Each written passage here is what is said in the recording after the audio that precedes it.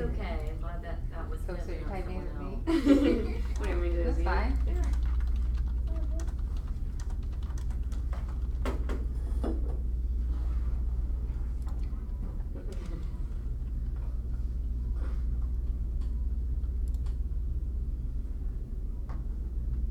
Cool. Let me log out. I was gonna post some cool stuff, but okay. Watching you. Don't do it. Someone's Gmail's logged in here. Is it mine? No, it's a logged in. Oh, it was Dory, Oh, but okay. she's logged out. Cool, thanks. Mm-hmm.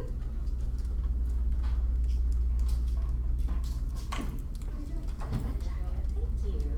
Thanks. I'm ready. Alright. All right, thanks for being here on time, you guys. And I know, did everyone sign in that's in the room? I I know did. there's a few people trickling in. I'm sorry. Hello. Hi. I'm Welcome. Judy Keller Williams, I didn't sign in. Oh, Brittany. Well, hey there, girlfriend. Hey, how's it going? We can leave that open. We'll leave it open Okay, you because got it. that way people can come in if they're late. They don't make too much You got it. crazy noises. Mitch, good to see you. Okay. If you guys don't mind signing in, that would be great. You, no problem. Okay, we met. I'm Karen. Your hair looks good. Oh, thank you. Yes, okay. Did you see that? Thank you. Okay, I'm gonna have you sign in on Yeah, I know that what you sheet. mean. Oh, girl. That sheet's circulating. Okay. Yeah. So nice to meet everybody. I know you guys don't want to sit next to me, but this is a very interactive class, and it's very much your class about your wealth and your income. So if you want to move forward, you know, I welcome it because it's really, it's awkward to have like nothing here, but it is very much your class, right? So I'm Karen Smyth. I think I've met every single one of you at this point. And this is my first time teaching this content, but I've lived it.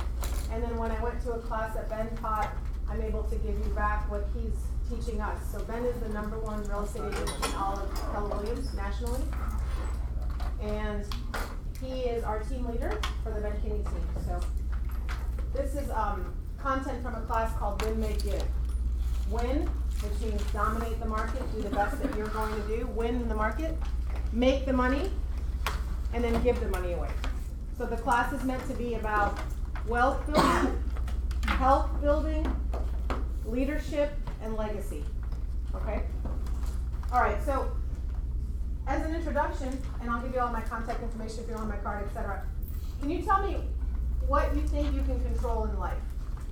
Myself, Okay, what about yourself? the way that I Your thoughts? respond to situations. Thoughts, responses, what else? Attitude. Your attitude? Your income. What's that? The time. Your time? How much I exercise. Mm-hmm. What else? Your income. Your income? Is that it? That's all you can control in life, Your right? diet, what you eat. Your diet. My dreams, my values, my goals, and my plans.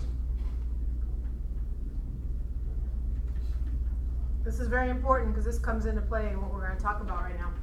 Anything else that you can control? Can you control your partner's responses to things? Can't do it.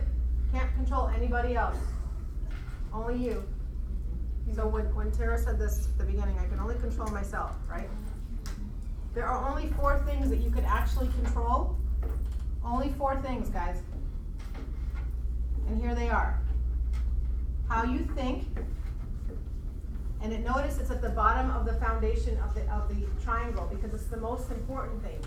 Today I posted on my Facebook, if you're my Facebook friend. What did I post, lady? 'Cause you I haven't been on Facebook all day, girl.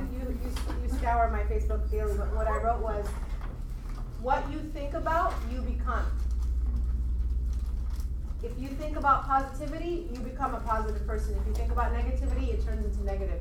So how you think is directly correlated to what you become, your accomplishments, how you go through life, right? The next one is time. And look at, again, the category is that this is the foundation of how we are, what we think about. It's the largest item, the most important one. And then next is how you spend your time. Does everybody in here have the same 24 hours in one day? Why is it that some people are more successful than others? And we all have the same amount of time. Some are better with time management. There you go. It comes down to time management. It comes down to leveraging your time. We're going to talk about that too. it ultimately comes down to your choices. Are you choosing? Do you have enough choices? And are you choosing correctly on how to spend each hour of your day? Are you making the right decisions? If you did an analysis, if you really want to, go and write down what you're doing every 15 minutes for 3 days straight. And that will be an exercise in whether or not your time managed. And that's another class we teach, but today we're going to talk about wealth. Who you spend your time with. You've all made the decision to circle and encircle yourself with people that are high producers, that are going to push you, that are going to hold you accountable. If you're not in that environment, or you know someone who's not in that environment, there's a reason that they've made that choice too. There's a reason that they've made a choice to be comfortable in their world and not be in a world where people are pushing you and holding you a standard. So who you spend your time with is extremely important. And the last thing is, you control not so much the money that you make, but the money that you get to keep. It's based on how you spend it and where you put it, and that's what we're going to talk about today. Because people make money and they don't understand that they can make wealth from that money. Money and wealth are two different things. Does everybody get that? Yeah. Today you're going to talk about your definition of money and your relationship with money and your definition of wealth. Take a moment and write down, what is my relationship with money? It comes from where your upbringing, where your parents comfortable with money, was money something that was seen as an evil? Was having too much money? Is it okay to have too much money? Don't close the door, please. Okay. A lot of people don't want to have a lot of money because they're afraid of how it will look for their family. They don't want to. But there's a difference between having the money and flaunting the money. There are things that are super important, and there are things that are unnecessary. And do you focus on the things that are unnecessary in your life, like cars, or the next nicest pair of shoes, or the clothing, or how many friends you have on Facebook? Or do you focus on the things that are necessary? Do you spend your dollars on things that are fundamentally important to advancing your life? Or do you spend them on things that you think will boost your ego? So what is your definition of wealth, and what is your definition of money? Or your relationship with money? Is it a positive or a negative relationship? This is directly related to everything you think about. If you're looking for a partner in your life and you have a negative idea of what marriage is, how likely are you to attract a partner? So think about your relationship with money and your relationship with wealth and your definition of wealth. Tara, or anybody wants to offer up what their definition of wealth is? Well, I'm thinking about my definition of wealth. I have my definition of I have my relationship with money, and I was just moving on to wealth. Yeah. What's your definition of wealth? You know, I've always thought of wealth as something I didn't want to connect with that word. I felt like that was pompous, and those were the rich people. There's another word too, there's rich, right? And when someone explained to me that rich doesn't necessarily equate to money, and wealth doesn't necessarily equate to money, I started feeling more positive about it. But I've always grown up thinking that was a bad thing. All those richy people, right? I had this negative connotation. In this country, there's a negative association with the wealthy. While there's a positive look. What's the negative? A lot of people think that it's flamboyance and greed, and they get away with more than people who have less because they can afford the attorneys.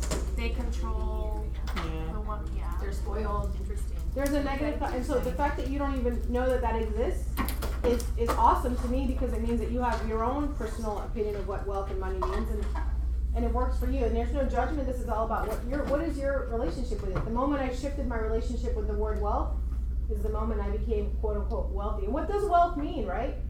To me it means you have a buffer in the bank. What does it mean to you? It's more like an accumulation of assets. Could be. the ability to leave a legacy. Okay, and that's what's interesting about this company is this company is based on a legacy worth leaving, a life worth living, right? A business worth owning. If you're interested in leaving a legacy, you have to make a certain amount of money to live and then have more so you can give. If that's your interest, then someone said something to me about having enough money, and the other person said, you can never have enough money. And I said, I never used to believe that, but it's true. You can never have enough money because there's a lot of people who need money and you can help them all. And that's the mentality of this company, right? So this isn't about the making of the money. This isn't this class, guys, and this isn't this focus. While you control how much money you earn, if you really want to be wealthy, you need to think about the money that you get to keep. So it's how you spend your money, how you save your money is going to determine your wealth, okay? So we're going to draw another triangle.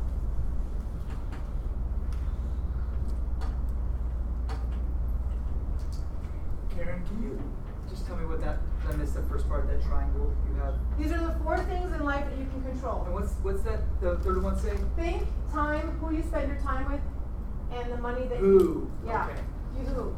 We need to see a little more of you, Patrick. Who you spend your time with. That's why I'm here. Who. I'm going to pass this around for the people in the back to sign. And I think I know most of you, but please sign it. And then pass it around if you've already signed. Thank you so Anybody much. do this? Okay. I want you to draw your triangle on your space. And I want you in the bottom of the triangle to write, I'm exchanging my time for money.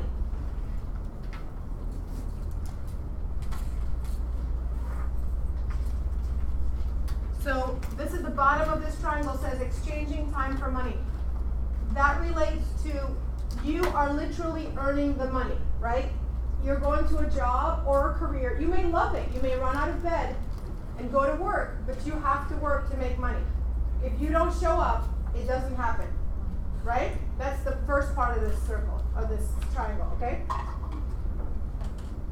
You only have 24 hours in a day, so there's a limit to what you can make on this level, okay?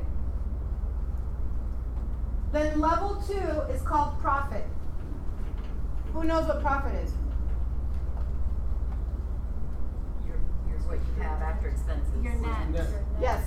Does everyone understand that when you get paid as a gross? That's why we call it gross commission income. Your net is what you get left over after you've paid off all it took to make that money. If you made $100, but you spent $50 to make that $100, is that a good profit? No. I'm going to say it one more time because it's clearly unclear. If you made $100, but you spent $50 to make that $100, is that a good return? Yes. Yeah. The answer is no. Depends on it. The answer is no. It's 30% or less on expenses is the rule of thumb of, for instance, if you made $100 and you spent $30 to get there or less, that would be okay. But when people start thinking that it's okay to spend $3,000 on Zillow leads to get a $6,000 commission, that's not an okay ratio. And that's from your MREA book. Expenses should be 30% or less of what your income number would be, right? So your profit number, if you're profitable, you know why that's appealing to be profitable?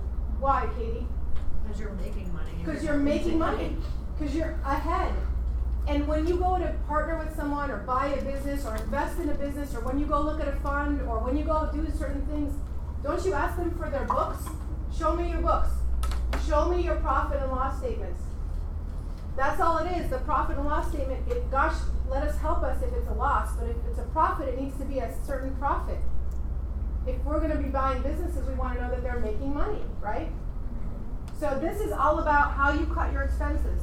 This is the second level of our income, right? The next one is called residual income.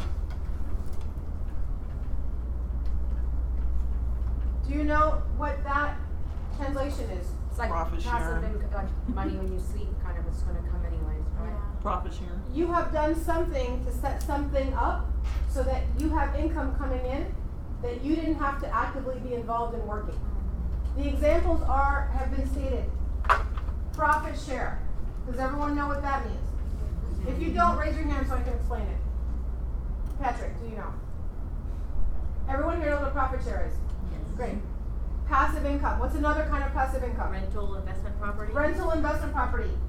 If you are making Positive cash flow. positive cash flow, if your rent payment is $1,800, but your mortgage is $1,500, what's your passive income amount? 300. Right. So that $300 now becomes passive income that you didn't have to do anything, lift a finger for, right? You didn't go to work for that. What's another kind of passive income? Dividends. Dividends from stocks, dividends from ownership. Okay? So the stock does well that month or that year or whatever the dividend payout is, and all of a sudden you see $35 in your account or whatever it might be. That's passive income. Is there anything else? Interest on savings. Interest on your savings. Okay? Intellectual property. Could be also. Intellectual property, you might have some ownership of certain things and all of a sudden they provide you with a payout. And then the last one I want you to put in this category up here is assets.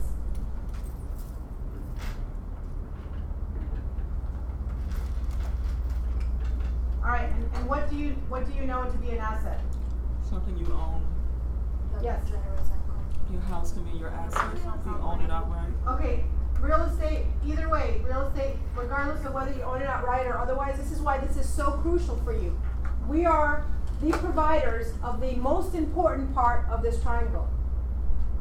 That is why when you learn this stuff and you teach it to your clients, they will be so grateful. You have now changed their generational knowledge of this process. It's not just about getting a home, it's about having an asset for life that they can pass on. So, if you were to sell everything and pay off all your debt, what assets would you have? Write down right now, what assets would you have? This is now your analysis, right? You're doing a check on your self net worth. Who here owns a home? Raise your hand. Okay, that's asset number one. Who here has a precious metal? Or a watch worth something? Or a beautiful ring worth something? Right? So this is gold, jewelry, homes, cash in the bank. It's anything that you have that's worth something that is now an asset. Does that make sense? Mm-hmm. Okay. We're going to do an exercise on net worth in a moment, and I'm going to give you some tools for that. But I want you to understand that the average renter is worth what? The average renter in America is worth how much money? $8,000. And the average homeowner in America, the average homeowner is worth what? $150,000. So do that math for a moment. When you're speaking to people about whether or not they're deciding between renting and buying, they have a higher net worth now. As you calculate your net worth, the exercise I'm going to give you, the sheets I'm going to give you, as a benefit of coming to this, I'm going to give you all the tools. You're going to write down your net worth. You're going to say, here's what I have in the bank. Here's what I owe on my car loan. Here's what I owe on my school loan. Here's my credit card debt. Here's what I have in a 401k, an IRA, another bank account. Here's my trust fund. Whatever it might be, you're going to write it out. And then we're going to take the negatives and the positives and find what is my net worth. Not my gross worth. My gross worth being, oh, I made $30,000 selling real estate at Keller Williams. Whoa, but I owe $30,000 to the government for a student loan. Your net worth is a zero. Does that make sense? And it's not this is not meant to be depressing or anything else. It's meant to set you at the baseline that you are at today and what you want to get to. If you don't look at this stuff, guys, it's never going to happen. If you don't start analyzing and thinking about it and visualizing it, you have 3 more months left of the year. You can most definitely increase your net worth. There's so many different ways, and we're going to talk about that. All right, here's what's going to happen, guys. You want me to show you here's the secret to wealth. You ready? There's only 2 secrets to wealth. One is we're going to flip this triangle, and the second is I'm going to tell you how to do it. You ready?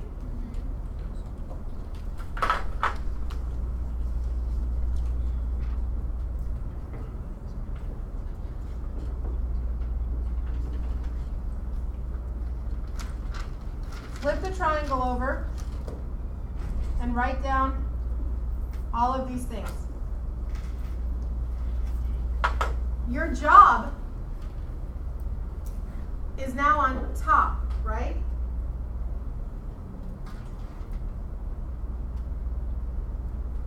I might have this backwards, I'm not sure.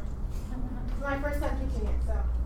My point is that you want your assets to be the largest component. You want your assets to be at the base, okay? You want to have the most amount of income coming from assets. What would it look like? Why is Robin retiring? Because she can. Why can Robin retire, guys? She has a lot of passive income. Because she has a lot of passive income, but she also has multiple assets. Robin has so many assets that if she needed to do anything, she could sell one of her 2 houses. She has 3 houses. She has a house in Chattanooga, a house in Maine, and a house in Atlanta. She has 3 assets. She earns $100,000 or more on profit share each year alone. Okay? This is what I'm trying to explain to you. If you could start spending less time in your day job and have your money work for you. She's earned money in her job, and every time she earned $4, give yourself an example. If you earned $6 in any kind of capacity, she started putting $1 of each of these $6 into a bucket. Maybe she lived on $3, but then she put $1 in a fund that she used to buy a house one day. She put another $1 in an IRA. You see what I'm saying? But what we do is we take all $6 and we go have fun and we go see a show. Right? Isn't that what we do? We don't think about how we're going to spend it out.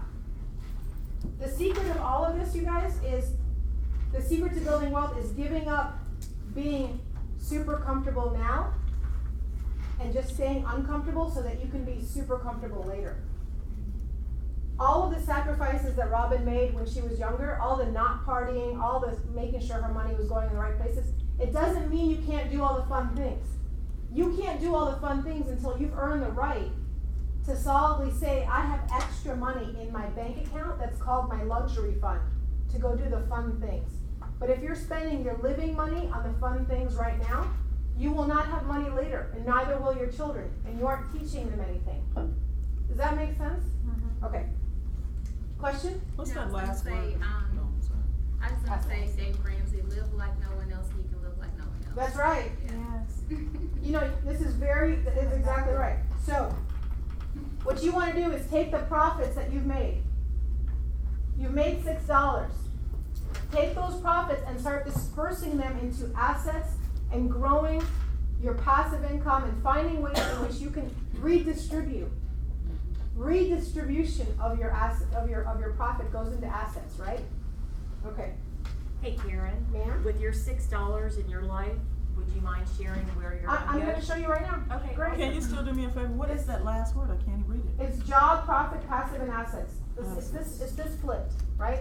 Oh. All we've done is flip the triangle so that you're spending less time eventually on your job and more time with you're making money from your assets. This is meant to be that you're making the most amount of money from your assets. I don't even know if I have it backwards, but you understand what I'm saying, right? Yeah. It's confusing me. Well, if you leave the triangle just like you had it, Yeah. And maybe if you like And mirror just- imaged it that way, it's That's still better. a so flip. assets is still at the top, but it's the large. You flip it where assets is at the top. What was I going doing down. differently? Oh, there we go. That's what I was trying. I was Yeah. okay. I was like, something's wrong It with was me. just a facial issue. I flipped it that way and I was like, what am I looking at? What was around? Okay.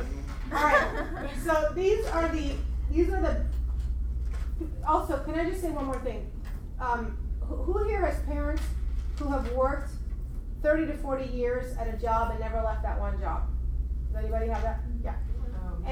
And who here has parents who still have a mortgage on their house? Yeah. Those are the same people, ironically. Okay? And what's happened is our parents didn't have the education that we're about to have and make changes. This is about you making some changes in your life right now, right? You have the ability, guys, to have both wealth and security. A lot of people think they're wealthy when they own a house. But then they become cash poor, or they can't do anything else but have that house, right? And so it's not just about having all of your eggs in one basket, Tara. It's about having your eggs spread out. So I'm going to show you how to spread that love out, okay? There are 5 buckets where your money should go every single time. And if you can start taking every paycheck and splitting it up in 5s, here's the law of 5s, okay? You have a spreadsheet you're gonna send us? I'm going to send you tons of spreadsheets. You're going to go ad infinitum on the spreadsheets. You're it's going to be awesome. You're going to have a budget spreadsheet, a net worth spreadsheet, a compound interest spreadsheet. You're going to walk out of here with so many tools, you're going to go gangbusters on me. If you're in an emotional or physical or mental rut, I'm going to send you 15 points on how to get out of a rut. And every time you get in a rut, you pull it back up and you do the 15-point plan for however many days. And I'm your accountability partner. Who here had the rut plan? I got it. What Okay, plan? so when I met Lady a year and a half ago, and she's been coming and learning, And then one day she woke up and she wrote me an email 6 months in and she said, I'm in a rut, I can't figure this out, and I'm in a funk and I can't get out. I said, okay, we're gonna put you on the rut plan. And every day she did the 15-point rut, she started sending me her results, and you got out of the rut. Yes. Okay, so it works. Thanks for letting me share that. Of course. Here are the 5 buckets. Every time you have the opportunity, again, you've gotta live, guys, so this is after you live. You understand? And we're gonna talk about how you live. After you pay off your living expenses. Should I let me go to living expenses first. Okay. Let's go to expenses. Does everyone understand that there is a shift coming? It's here. Okay, yeah. so what We're in it. What do you think that means, my love? Tell them what the shift means. It means that we're gonna work a little bit harder and a lot differently to earn anywhere near what we earned when the market was the favored sellers more. What did she say, Jenna? What did she say? Sorry, I was told to pay. We're gonna have to work harder to make We the are. same amount of money or less because we're about to hit a shift, which means things are changing. The number one thing you can do to earn more income, can I tell you? Yeah. Lower your expenses. Lower your expenses. Today is September 27th. I want you to write down, take inventory of everything you own. You probably have enough clothes in your closet that you don't have to buy any more clothes until Christmas. You have to hold yourself back from doing things that are luxury things. Start saying to yourself, do I have everything I need and I don't need new stuff? You can control your income by managing your expenses. I don't need to do that. Start putting yourself in check on every single thing you do. How much longer can I go before I get my nails done? How much longer can I go before I get my hair done? Do you have to go to that event? Can you find a way to get a free lunch today? Is there a vendor that will invite me to something and I'll go get my dinner? I'm not joking. I'm not joking. The Millionaire Next Door is a great book. The Millionaire Next Door. Most of the millionaires in this world, most of them, you don't even know that they're millionaires. Because they don't live in the fancy houses, they don't drive the fancy cars, they don't splash it. And that's why there's a negative connotation with wealth, because we believe that wealth is flamboyant, but really there are a lot of millionaires that you would never know it. So, how long do you think I've had this dress? 5 years. I wore this I dress like special for you. How long have I had this dress? Anyone else? 8 years. 20. Keep going. 20 10. years. Wow. Get out. 20 years. Okay, I am stay psychic. home. Shut And the all you door. all you do is make the belt tighter or looser based on how you fit, right? It's an 8, and I'm now a 2, 4, 6, whatever I am. I just adjust the belt. My point is, it was a good brand. It was probably out of my budget when I bought it, but I have 2 dresses from 20 years ago that are stable and they are consistent pieces in your wardrobe, right? That you can wear any time. You can add a jacket. Add a jacket to anything, it'll always make it look better, right? Do we have a tendency to go in and buy new clothes because we need it and it's an emotional fix? Yeah. Right? You really don't need any more new clothes. Can you borrow? I borrowed a dress last year to a big event. Didn't want to pay for a dress. Can I afford a new dress? Sure. Don't want to. I'm going to borrow as many dresses as possible. That saves me $100 here, $200 here. You're giving me the freak out look. Wow. Tell I me. mean, that's just amazing. Great. Good for you. That's It might not be your comfort zone, but I sure am happy that I have that extra 100. No, that's awesome. Right? Now, does anybody get excited about stuff like that? Is anybody here a couponer? No, I mean, the mentality of a couponer is that you found the deal. You found the deal. Like, I like to find the deal. I like to close the deal. I like to say, my girlfriend has a dress that I can wear, I'll wear it, right? I love that stuff. I got a free dinner. I love that stuff. It's not about being poor. It's about having a mentality of, how can I not spend the money? It's a fun game I play with myself. I have another game I play. A friend of mine and I would go as far, how long can we go without pulling out our credit card? See who goes first. How long can you go making your own meals to go, obviously eat food, but bring your food to work. Don't buy anything. You're giving me the look again. Oh, I'm just processing. This is something that you need to think about teaching your son, because our children get everything. Yes. Our children have everything.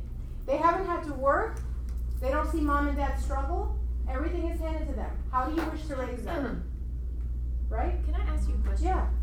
In this Keller Williams world of want equals lack, you know, I'm a big, bold person. They say want equals lack, and living in a world of abundance. And how are you continuing to create abundance in your mindset with the examples you just discussed? Oh, that's Because such that's a awesome, because I huge know. abundance. Huge abundance Yeah, I mindset. know. I am earning income for my family simply by borrowing a dress from someone. That's living in Got it. abundance. I am taking and reusing and recycling a piece of dress that was in a closet somewhere that isn't getting any love and attention because that girl wore it once and Yeah. she'll never wear it again. I am recycling and repurposing it. Got it. It's so abundant, it's crazy town. So when you were asking about wealth, I define it for myself. I think it'd be consistent with what you're talking about is an asset-based life that leads to the freedom to live off investments. So when you Mic drop, I'm leaving. Yeah. But when you talk about, when you talk about, you know, making very conscious decisions about how you use your resources, you know, you're watching the money in your bank account or investment account really stack up. And to me, there's no more abundant, you know, approach to living. I agree. I'm reminded of a friend of mine who was very comfortable financially, and he just, you know, he and his son were just, you know, very socially minded and not into unconscious consumption. So his son gave him a little note that he kept in his wallet. So every time he was at the store and went to purchase something, he pulled out the note and it just said, "Do you really need this?" And he said so many times he just put things back. You know? Another thing to do that we've used, because my husband and I have a check, we have a checks and balances. If I want to go spend something, our limit when we first got married was $100. If either one of us wanted to spend something over $100, we had to ask the other person if, you know, what their thought was on it, right? And it was pretty easy, but then now we've had to raise it because, you know, I can't even go to Kroger without. but I remember that my husband set us up on mint.com. Write that down. I love it. Mint.com is a free site that links up with your bank account and your credit cards, and you can literally see your net worth like easily, right? But it has an alert system, and the alert is that if someone spends a certain number, you put it in your budget. If I was at Costco and I spent $201, it would send him an alert, and I would get an immediate phone call that said, "What are you doing at Costco? It's not approved. It's not an approved purchase. What are you getting? We didn't put this on the calendar for you to get something." That's a check and balance. It's not micromanaging. It's not someone watching over you. It's literally about how are you going to manage your budget, right? If you're trying to live on a budget and you manage your living expenses, number one, save money, spend less, right? How do you figure out how to spend less? You take an analysis of your budget. You do a budget, and you do it on mint.com. You know the best way to do to figure out how much you've been spending is to cut up your credit cards, and then all of a sudden the automatic stuff that you have on your credit card will start like sending you messages that says, "We are no longer able to spend money on Audible today because your credit card was declined," or you know somehow whatever. You start to see all the different things that you have on auto pay that you're not actually using, like the LA Fitness that you're not going to, or the, you know, whatever. You have got to make decisions in your life, and every one of these $15 items, it all adds up, right? The budget tool that I'm going to give you will allow you, who here has a budget that they do every month on a spreadsheet or something? So the 5 of you, right? I've been using Mint since you told me about Okay, it, alright. and I love it. Yeah. I'm a fan of you.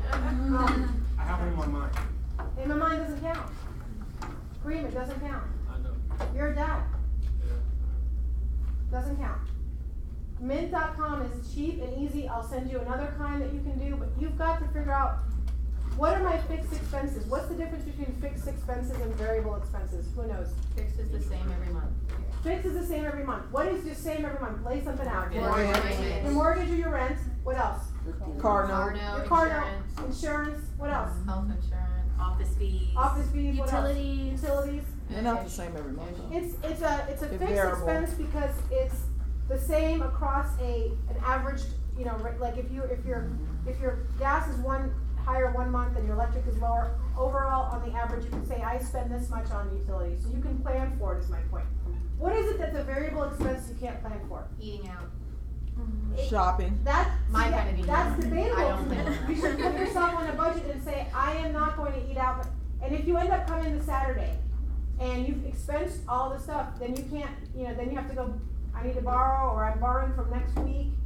You've gotta put yourself on check, and especially when you're single and you have no one else to kind of manage this with. Another one that's a variable is what? Groceries. Again, you should think about how you shop and analyze where you shop and how you shop. Are you speaking about like emergencies? Emergency is a variable. I have to get 2 new tires because my tires blew. That's a variable expense. It wasn't part of the budget for that month. But we've gotta leave a bucket in there for variable. And then anything else is luxury, right? Anything else is a luxury. So that's the first way that you can earn income for your household, is to lower your expenses immediately. Go down to the bare bones, live in survival mode, and then you will thrive. We're going from surviving to thriving. Who here is surviving? You're just making it. Who here is thriving? Now raise your hand if you feel like you're super thriving. Okay? Thriving. Thriving. Yeah, you should Thriving do that. financially, thriving, you're paying your bills, you're paying it in some debt. There's 2 of you in here. 3, 4, okay. Do you understand? That's not a lot of people. We wanna live a life where we're not just surviving and scraping and trying to make it. We're all gonna walk out of here a year from today and say, wow, that was a I thought movement. that was a trick question, because I feel like I'm not gonna raise my hand on thriving, because what you're describing to me is thriving, and how we're living probably isn't. It's totally your choice. You've decided what the definitions are. Yeah.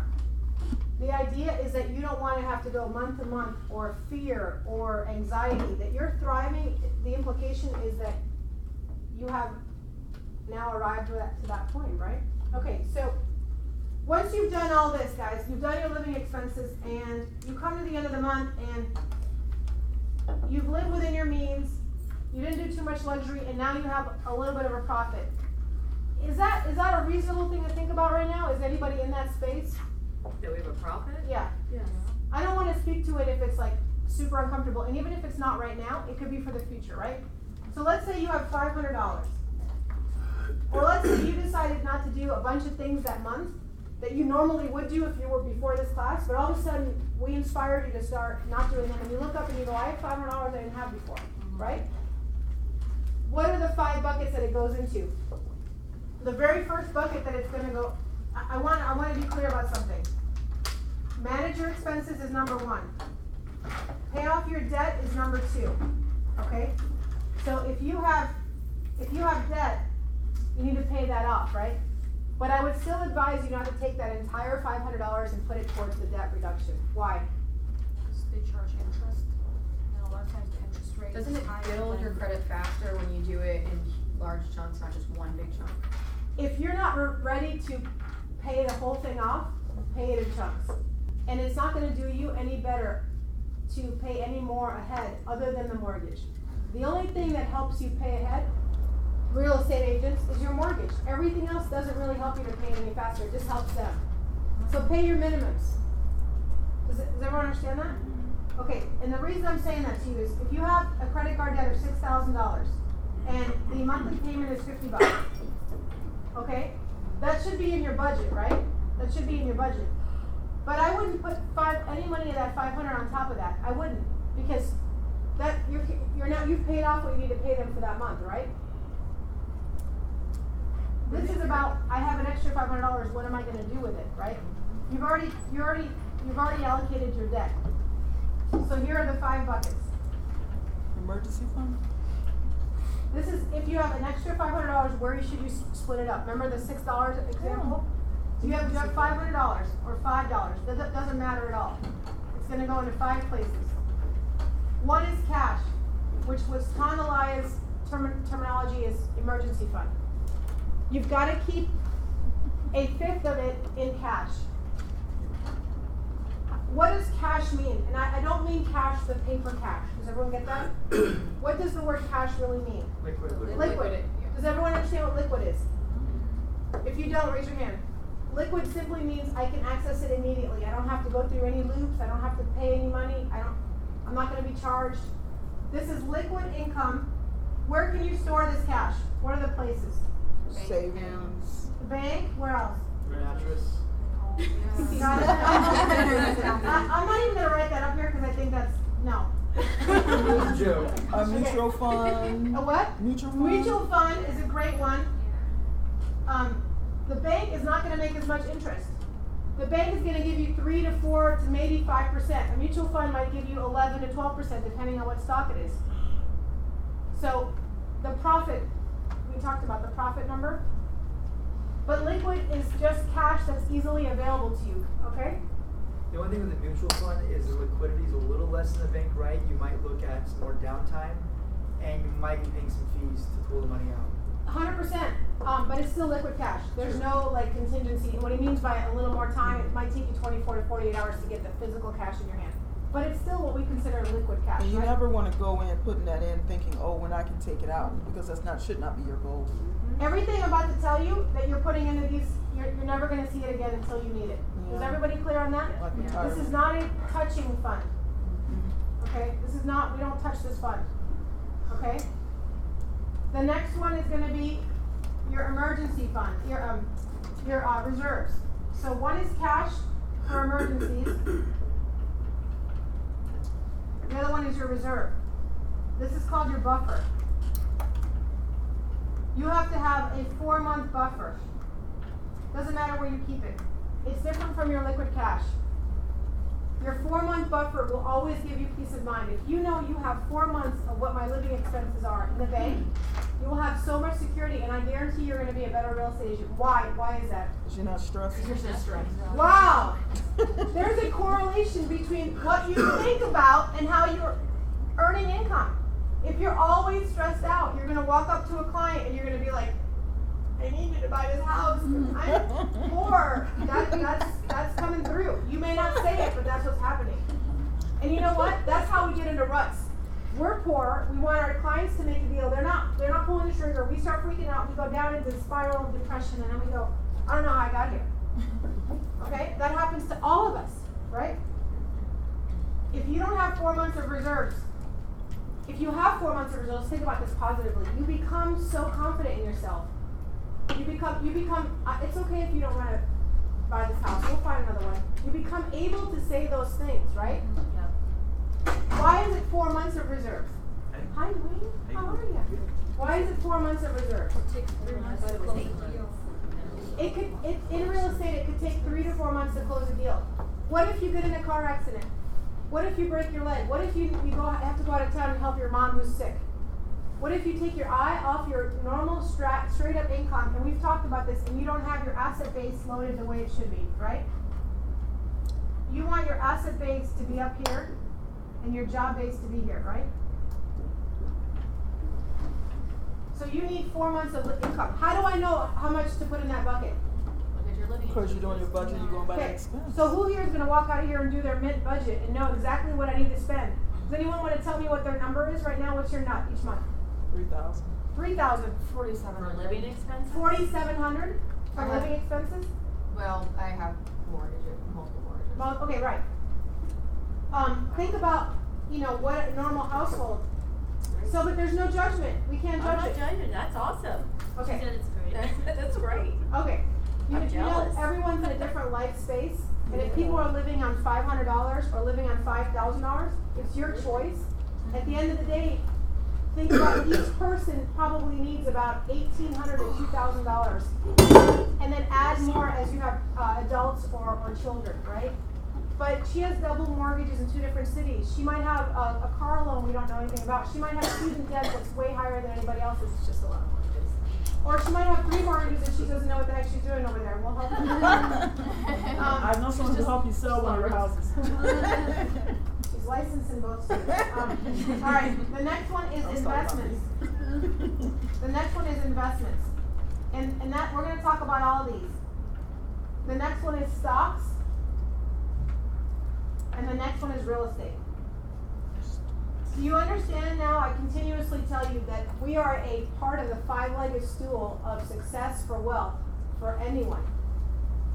Investments can be investments in real estate investment, or it can be investment in other businesses. Real estate can be your own real estate, or it can be something that you bought as an investment property. We are part of the 5-legged stool of success for wealth building for anyone. The faster you learn this, the better. So I'm gonna dive into all these segments right now. Is that okay with you? Yes. Okay. I'm gonna talk to you about the, whatever money you put in these accounts, you leave them and you don't touch them, right? Right. This isn't like, you can build another savings account somewhere else. This isn't that.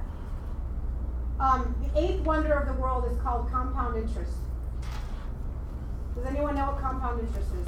If you don't know, raise your hand, seriously. Okay. So, I'm gonna give you an example. Ready? By the way, those who understand it, those who don't understand it, they pay it.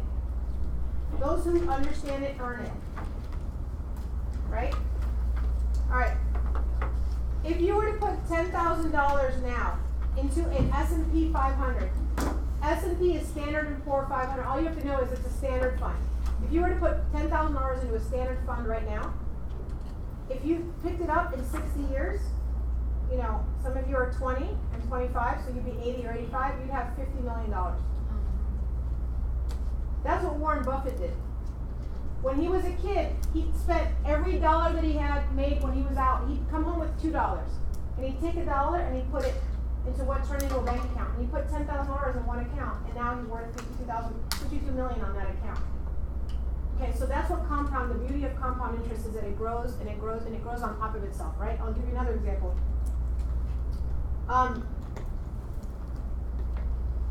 Let's say that you had a retirement account and it had a 10% return. So it's $10,000 with a 10% return annually. How much do you have the next year? $1,100, right? And then the following year, how much do you have? No, not $1,200. You have more than $1,200 because now you have $1,201. That's compounding. And then the next year you have more. And then the next, you see where the compounding goes? I don't have to draw this for you, but we have compounding calculators I'm going to send you. But the idea is that if you leave the amount of money and don't touch it, if you start putting $1 in here, guys, all it takes is $1. So I'm going to put $1 in a stock. I'm going to put $1 in my reserves. I'm going to put $1 over here. And then next month, these are vehicles that are going to earn you income. You cannot put it in a vehicle that's not going to earn you income. A mattress will not earn your income. That's what we're saying. If you put it in the bank, you're only going to make 3 to 4 to 5%. If you put it in a mutual fund, you might get 5 to 10. If you put it in an S&P 500, you might get 11, right? I got news for you. If you put it in real estate, you get more. Why do you get more? Tax breaks, You get the equity. appreciation. All of the reality, above. You get a tax break if you're a homeowner. You get equity. What else? You don't lose value in land. You don't lose value in land. If you hold the land, if your intention is to buy and hold, this is not a flipping class. This is about buying and holding. When is the best time to sell a house? Never. Never. I was like, She was listening to the video. yeah. The best time to buy a house, to sell a house is never. If you buy, the people that are selling houses right now, they are not living the American dream in the sense that they're trying to upsize every single time without renting out the other house, without getting to a point where they can go to the next level. We're capitalizing on that, but that is not wealth building. The majority of the human population in America right now is literally trying to up itself, over itself, versus trying to live to a small, uncomfortable means. They're trying to live to a lifestyle. And they're increasing their lifestyle, and more and more of them are doing it. 25 and 30-year-olds are buying houses that their parents couldn't buy when they were 50 because they're keeping up with the Joneses. That is not this crowd, right? I'll give you an example. The number one way to buy wealth. Who here is a homeowner? So this is for you and for everybody else. Maybe not for Gary and I, because we might be too advanced for this, but if you're buying your first home, think about buying a home that is the least possible home you can tolerate, the least expensive and the least size, with a room that you can rent out. You buy a home that you can afford today, that you can live in, hopefully with a roommate who defers, some of that income for you, right? Helps you make that mortgage payment. 2 to 3 years down the line, the constant incentive and intention for that house is that you rent it out, and then you go buy the next house. And you don't do that until you have enough money to go buy the second house, right? Now you've got 2 houses. and you've still got the roommate over here. You've rented this out to other people, it's making income, and now you've got the second house. And then 2, 3, 4, 5 years later, whatever it is, you go to the next house, but you keep the first house. You only go to the third house when you feel like you have the down payment for that. What people are doing is they're going, I'll just sell this house and use the proceeds to get my down payment, and they're never building wealth. Do you follow me? So when the time comes, now you've built an asset. When the time comes that you have a child and that child turns 18 and you've had that rental property and you need that money for college, it's there for you. There's $150,000 right there when you need to sell it. What people are doing is there's no reason that they need to continue. How were we raised? Was anybody here raised in a small 3-bedroom house, 1950s, with 3 or 4 siblings? Yeah. You weren't raised like that? What were you raised in? Well, we moved all over the place. We were always moving. Constantly moving. Yeah. So never got an opportunity to buy a home or stay stable for a long time. Never. Yeah. I know that we are all capable of living with less. I think there's a trend to try to live and continuously improve your living externally. What I talked to you about earlier, I said, is it necessary? Do these people have, now, there's something between, I went from having 1 child and I live in a 2-bedroom to now I have 6 children and I have to grow, right? That's different. What I'm saying is the people that have a 4-bedroom, they go to a 4-bedroom mansion. They're not necessarily building the wealth because they're not keeping that original house. Yes, Patrick? So I have a question, and you don't have to address it now, but I just want to see if we could talk about it at some point. So I made a huge mistake recently, which was selling my house, right? Hugely regret it, but that's okay, lesson learned. So now I'm like, okay, next move, and I'm way in this like downspacing time where I'm like cutting expenses and like eating at home and all that stuff. So my thought process is going, hey, I got some contractor buddies, build a tiny home, cash, live rent free, and then get back into. Great. What do you think about that? Great. Build the tiniest home you can build Yeah. that you can live in, that you can potentially turn on to rent. Yeah. Don't sell it. Right. Exactly what I'm saying. What's your question? So I've been like going back and forth. Oh, I'm just gonna sell my house. So now I'm not gonna sell my house. Do not sell your house. What? Don't do it. What is? So the reason why I wanted to sell it was like the amount of money that things are being rented in the area isn't enough. Like, well, I felt like it wasn't enough for me to, like $300 and something like, let's say the air goes out or something goes wrong. Is that what you're talking about, $300 extra? Correct. You're good. Most rentals are at or just under what your mortgage payment is. It's still better for you. Even if your mortgage payment on that house is $1,800 and you're only getting $1,700, that's actually a good deal. If you're making $300 on top of your mortgage payment, you should be running, screaming. Yeah, because I used to own rental property and I made $400 extra a month. I didn't dare think, oh my God, I'm not making enough. Don't worry about that. You don't have to Think worry about why would you want to move? You're paying your mortgage, let them pay your mortgage. Yeah. Why would you want to add to move? that? Like, I think if you have the cushion and reserves and the income to cover a large expense, should that occur, that's one thing. If you don't, I think you really do have to weigh. That's my issue. At this point, I haven't had a job since April. Yeah. Okay, and so I'm at the point now where things are sticky. Instead of thinking about selling your home to earn income, which has you flipping it back again, keep the asset and find a way, do whatever it takes, however many jobs, whatever you have to do to keep that house. Airbnb, that's You're not here to sell that house as a job. That should not be in lieu of your job. Do your job. Does that make sense to everybody? Yeah. Okay, yes. Would you recommend selling a home to buy more houses? If you could buy more than one from selling one, and that one that you sold wasn't a rentable property, and there was a circumstance in that sense where that particular house is not a rentable option for me, so I'm gonna sell it, but I'm gonna buy 2 rental properties, or one that I live in and one that I rent out. Yeah, I think that's decent. Does that make sense? You hear the logic on that? But if you're just buying a house, so I'll give you an example. He says to me, why don't you and Mike move and downsize? The problem is when we bought our house, we already bought a house that we were gonna live in for 20 years, 30 years, right? We knew that was a long-term buy for us. And when we do go to like the next level of our life, we'll probably retire. We've already like got to the like lifestyle level I don't think we could go backwards at this point. We made mistakes, right? What we can do is we can downgrade everything we spend money on because we know we're living in a, now, Make adjustments. I live in a $500,000 house.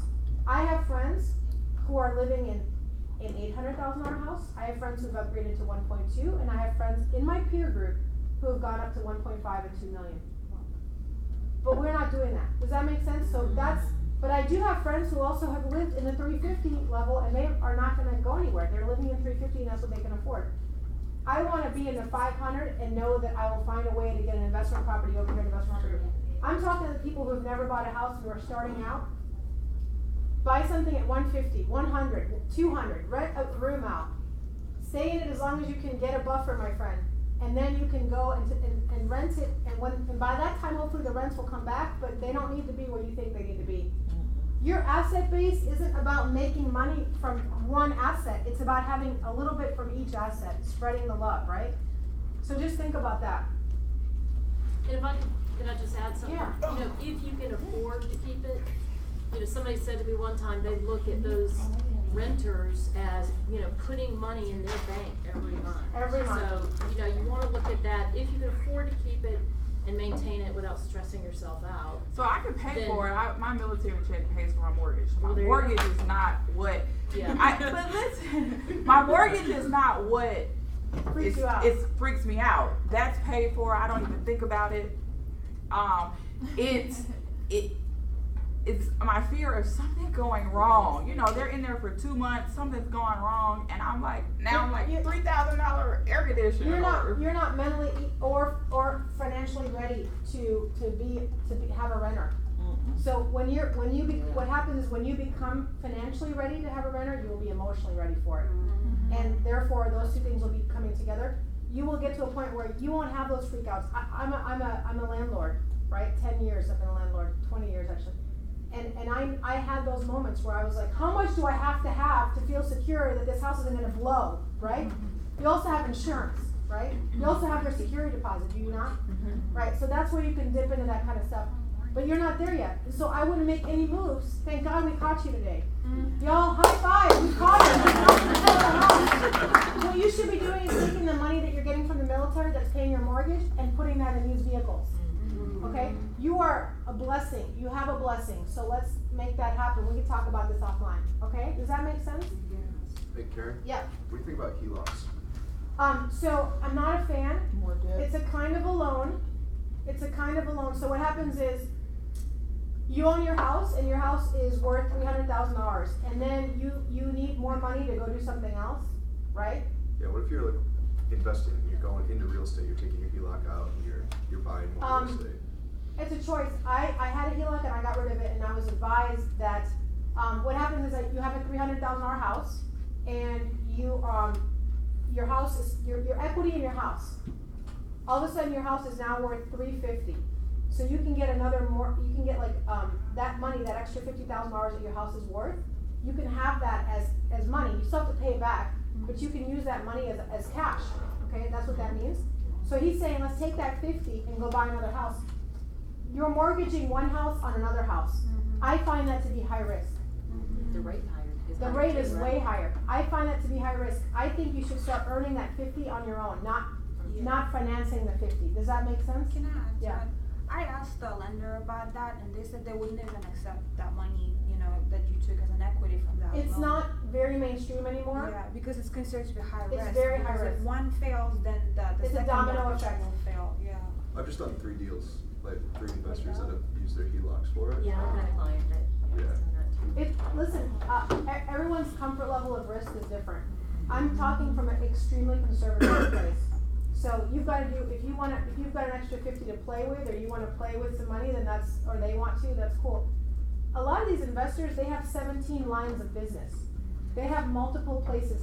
For the regular people, we want to have low risk, right? Remember, you only have 5 legs on your stool. You only have 5 legs, right? Okay, let's keep going. So, if you have a $300,000 house, guys, and you put down 3.5% for a down payment, what is that down payment amount? 9,000. It's 10.5. 10,500. Okay. So, let's say you guys, can everybody in this room pretend like you come up with 10.5. You're putting down a down payment, you're buying a $300,000 house, right? You did an FHA and you closed on it, right?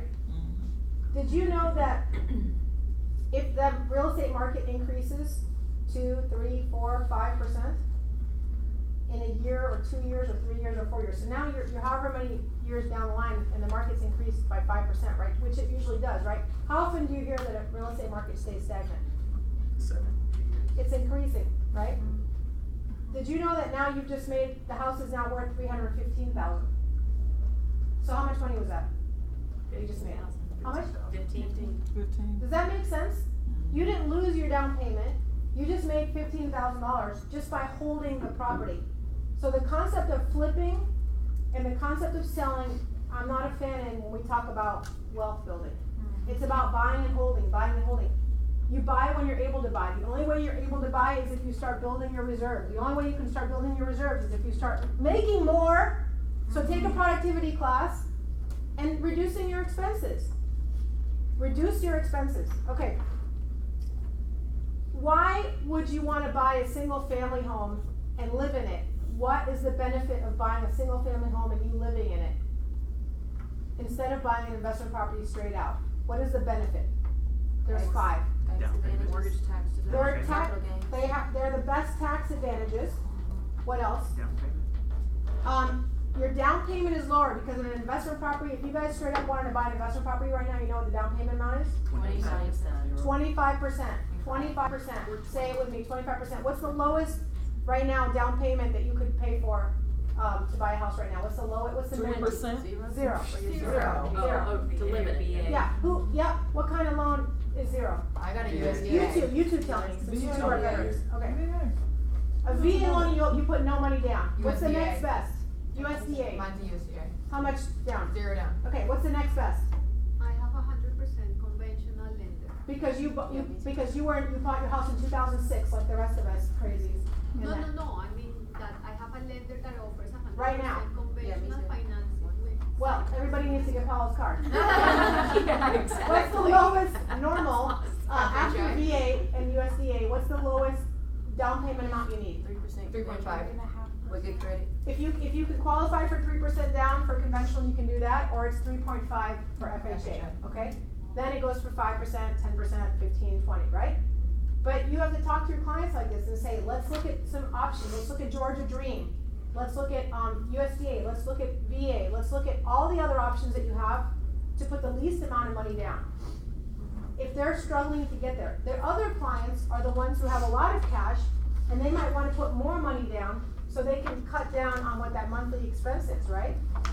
Isn't the goal for everyone to have the dream of home ownership?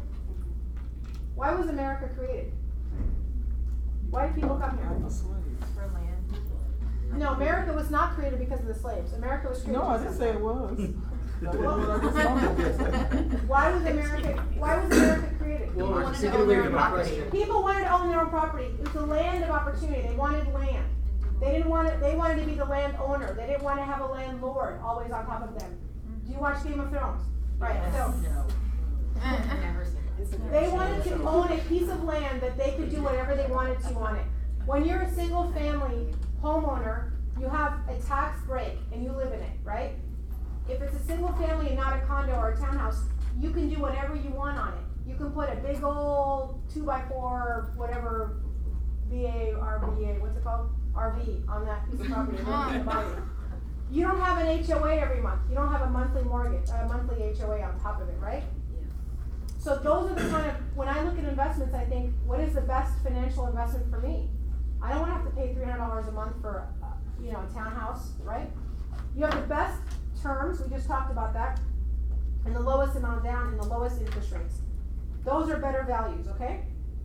And then here, if you want to get into investing in businesses, when you get to a certain point, that might be the last thing on this list that you do. You might get your reserves and then have your cash buffers. You're going to buy real estate, you might put some money in stocks. Probably the last thing that you would do is start investing in other people's businesses. And the way that you decide, what do we say? The way that you would decide that you want to invest in someone's business is how? You look at their books. Show me your books. Why do we think Keller Williams is a cool company?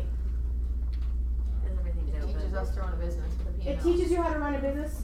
like a business with a profit and loss? And guess what? You wanna walk over there right now and see what the books look like for this office? They're free and open to you.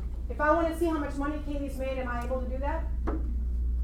You know why that would be important? I might wanna have her help me sell a house in the Florida area that she is an agent in Florida. I wanna see how good of an agent she is, so I'm gonna go look at her profit and loss, her numbers, right? We're an open book company because we want you to understand that we're running a business to be profitable. And I want you to understand the rumors that are going around about some of these other companies that are offering stock and offering this and offering that. Let me be super clear. Those are public companies or going public, and we are the only ones who have kept this for 33 years in a success format, not public. It's a privately held company that doesn't need external money. So if Gary Keller is running an operation and teaching us how to run an operation that doesn't require us to get investor funding, he's running it by his own funds. He's taking the money he makes and he pours it back into the business. That's really the example for us, right? You should take the money that you make and put it back into your family. Instead of spending the money and giving it to someone else. Rent is the most difficult thing that I watch people do, is paying money to rent year after year after year. Increasing their rent payment when they could be putting it into a mortgage. And they don't realize that they qualify, right? And what's hard for us is we're independent contractors. So we require a minimum of 2 years of being in this business to show how much money we've been earning, right? So it's hard for us. But you're the example to your clients, so your dream of home ownership should be forefront, okay? Karen, back to the investments, that's, investing in other people's businesses, is that what you were saying? Yes. Okay. Okay. I told you that the best time to buy a piece of property, the best time to sell a piece of property is never. Real estate will always go up over time, and diversify yourself on your 5-legged stool, okay? The ideal scenario is to buy a property and then move out every 2 years or so, rent the first property out. Rent out a room in every single house that you own. Okay, somebody asked me about expense decisions, right? Prepare today for dramatic cuts in your income based on massive shifts in the real estate industry that is coming. Work on your budgets. Cut your personal and your business expenses. If you're spending money on Zillow, you should just leave right now. Because you're paying money for your own service. It's your own listing that you're having now to pay Zillow to get your own listing back. Right? Let's not give them the money. Salaries are the most expensive business expenses. So when you look at hiring an assistant versus doing it yourself, make sure you're at the point where you're doing 24 or more transactions and that you're able to sustain someone's salary over time consistently, right? Otherwise, do it yourself. Figure it out. Don't buy leads. Take a look at what you're paying for every listing. Do an analysis on your listing that says, this is how much my photos cost. This is how much my lockbox cost. This is how much my sign cost. This is what I paid for in marketing. I went and got these expensive flyers, but I could have gotten an electronic flyer. This is what I'm paying the girl to do marketing on social media, right? Yeah. You've got to figure out how much you're spending on each category and where you can adjust. Okay. Let's talk about investments. Let's talk about financial instruments. Does everyone know what I mean when I say financial instruments or vehicles? Yeah? Okay. This is a good one. I'm going to erase my board, okay, babies? Okay. You know what I mean by babies. I just mean like lovingly. Not babies. It's funny, I never thought I'd get old, but I did. So now I call everybody a chicken or a child or a baby because they're all my little babies. Go back. Alright. Let's talk about 401k. Alright? Did anybody here have a 401k at some time, at some point? Yeah. Did you work for corporate America? Yes. Did you 401k is an investment vehicle that a company offers you, like a corporation offers you, and you can put in a certain amount of money, sometimes it's up to 6%, and sometimes the company will match it. So if you put in 6% or 12%, they might match you. They might also fund into your account up to 12% or 6% or whatever it is. It's pretty cool, right? Mm-hmm. Did you know you can still get a 401k now? Mm-hmm. Did you know you can create one? Yeah. Yeah. So some of you have 401ks and you left the company that you're in, so you rolled your 401k into a proper IRA, right? I did. Yeah. So when we talk about 401ks, guys, I want you to know that you can actually create one. Who here has their company that you're getting paid with at Keller Williams as an LLC, as a company? So 1, 2, 3, 4. The best way that you can manage your finances and remove your risk is if you start creating a company, okay? So Dwayne Mitchell Incorporated, Dwayne Mitchell LLC, Lanisha Smyth LLC, Tondalea Carter LLC. Does that make sense? Yep. Now, Tondalea Carter, she made $100,000 last year, but she doesn't want to spend. She's not going to tell the IRS that. What she's going to do is she's going to have that money be paid into Tondalea Carter LLC, right? Yep. But she's not going to pay the whole 100. She's only going to give herself a salary of $60,000. We should all be at a salary base of $6,000 or less, right? We don't need to be, if you're paying yourself a salary 60 is a good number, right? So now that she's created this company, that company can have a 401k and she can start putting in some of the extra money that she made into a 401k. You can only do this if you create an LLC. Only with LLC can be a corporation. It can be a corporation too, but most people are not going to create a corporation if you're one person. And there's a lot of differences between an LLC and a corporation, and for us, an LLC is always better. I can get into that later.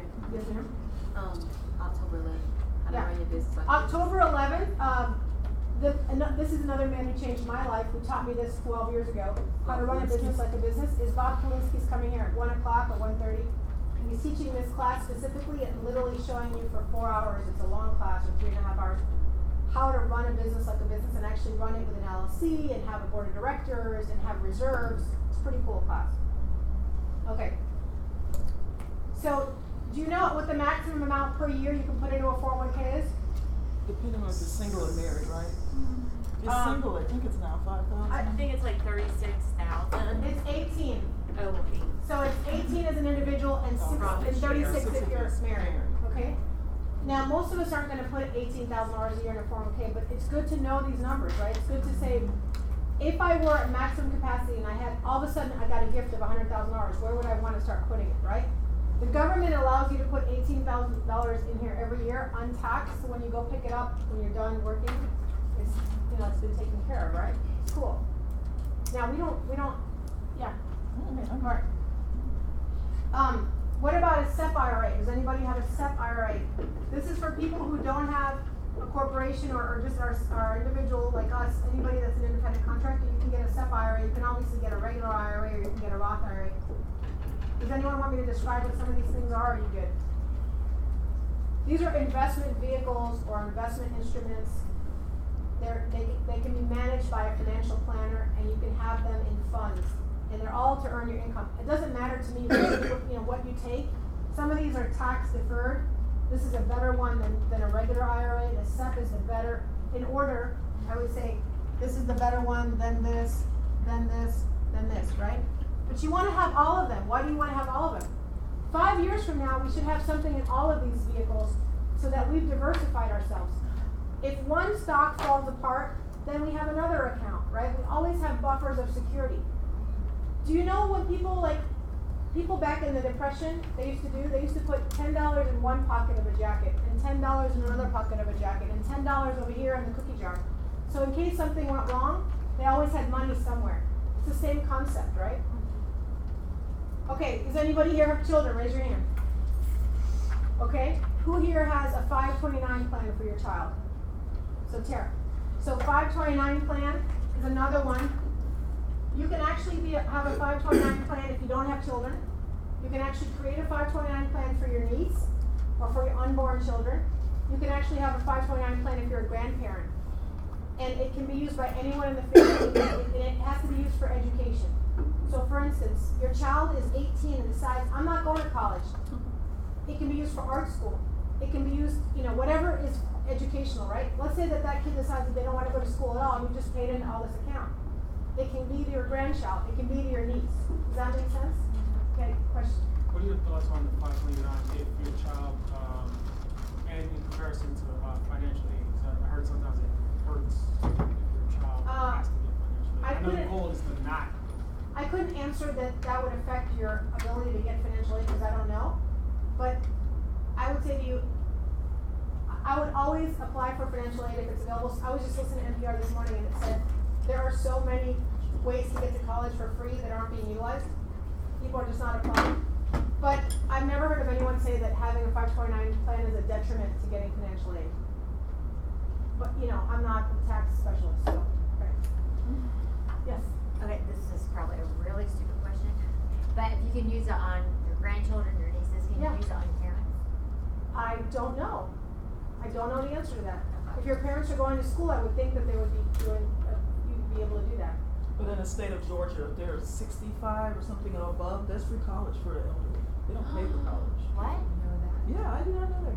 I didn't know that either. I ain't that old yet. Free college? There's college I wouldn't do it for anywhere? my age. No. If there's state funded schools, you Yeah. can get free education. You get free education. Not You private just- schools, so I don't think like an Oglethorpe or something that's a public, it's a public education. Like Georgia State, they can go to. Yeah. It's real. Yeah, I'm there- not joking. It's real. Look There's a at it. lot of advantages to being 55 and over and Yep. 65 and It's over. free college. I can't They wait. get their Okay, free- where do you find all these advantages? I think I would just Google it Okay. for You now. can Google it, and the universities will know about it as well. Wow. They have a financial aid department.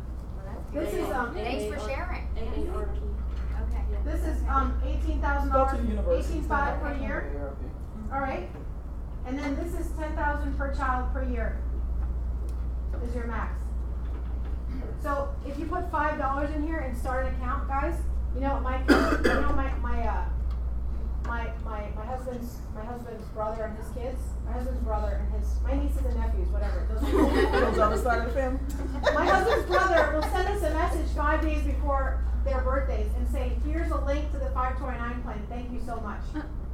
So they don't either want us to send a present or they definitely want us to donate into their kids' 529 plan. And we do it. Sometimes we give $10 or $25. But I'd rather give into that account and know that I'm helping their education. Because that $25 that I gave today, by the time that kid is 18, it's going to be $5,000. So I'm more than happy to do that, and I'll still send them a little stupid gift. Question, but how do you feel about inflation? Because all of these investments in a dollar only inflates in the future, and you can. What is the rate of inflation annually? Like 4.7%. What is the rate of an investment annually? An average investment? Depends which investment. It's 11% of the average. Percent, so So it's that's how I feel. balances out. I feel like this is. Because I was told, I remember like I was taking economics in college, and they were like 401k is like the worst thing you can do. Absolutely because- not. Someone told you something. Yeah, that's dumb. They shouldn't have. And that's why, like, they were saying that a Roth IRA is better because you pay taxes today. A Roth, listen to me, a Roth IRA is a very good vehicle because it's tax-free. The reason we're talking about this, especially people that are in corporations, is that it can be funded by your company. It's just another vehicle, but there's no such thing as it's the worst thing or the best thing. Yeah. This one It's doesn't more make you. so like they said that you gotta be careful with like 401k because of the inflation. And in the future, you never know, like they're saying that the inflation you can't live your life your own year. That's the only thing you're doing, yeah. Yeah. But also, historically, inflationary rates have been much lower than what you can make on the market. Okay, that's why we're spreading ourselves out, right? All right, so you can the maximum SEP is 25% of what you make. So what is your what do you claim as a salary? Whatever is box 1 on your W-2. Whatever you claimed as salary for the year. Everybody here claims salary, right? Yeah. And whatever you said you told your accountant to claim as salary is 25% of that is what you can put into a SEP IRA every year. That's the limit you can put on there, okay? Alright, let's not get too confusing. Right now your main focus is to lower your expenses and start putting money aside to figure out how you're gonna distribute it. And we'll have class number 2 on the rest of it, okay? Did you know that you can pay your children as employees? Yeah. Yes. Do you have that set up? Yes. Right on. What ages? I said yes. You did say yes. It doesn't matter what age. She asked me what age. Children need to have a social security number, and that is all, frankly, and a piece of ID, which passport, alright, because you can't get a driver's license. And then you can set them up on payroll as an employee, and you can say they modeled for a card. Like I personally put my kid on a card once, and I was like, hey, he's an employee, right? And I take my kid to the farmer's market. I take my kid to open house, and my kid comes to showings with me. It's an assistant. It's an assistant.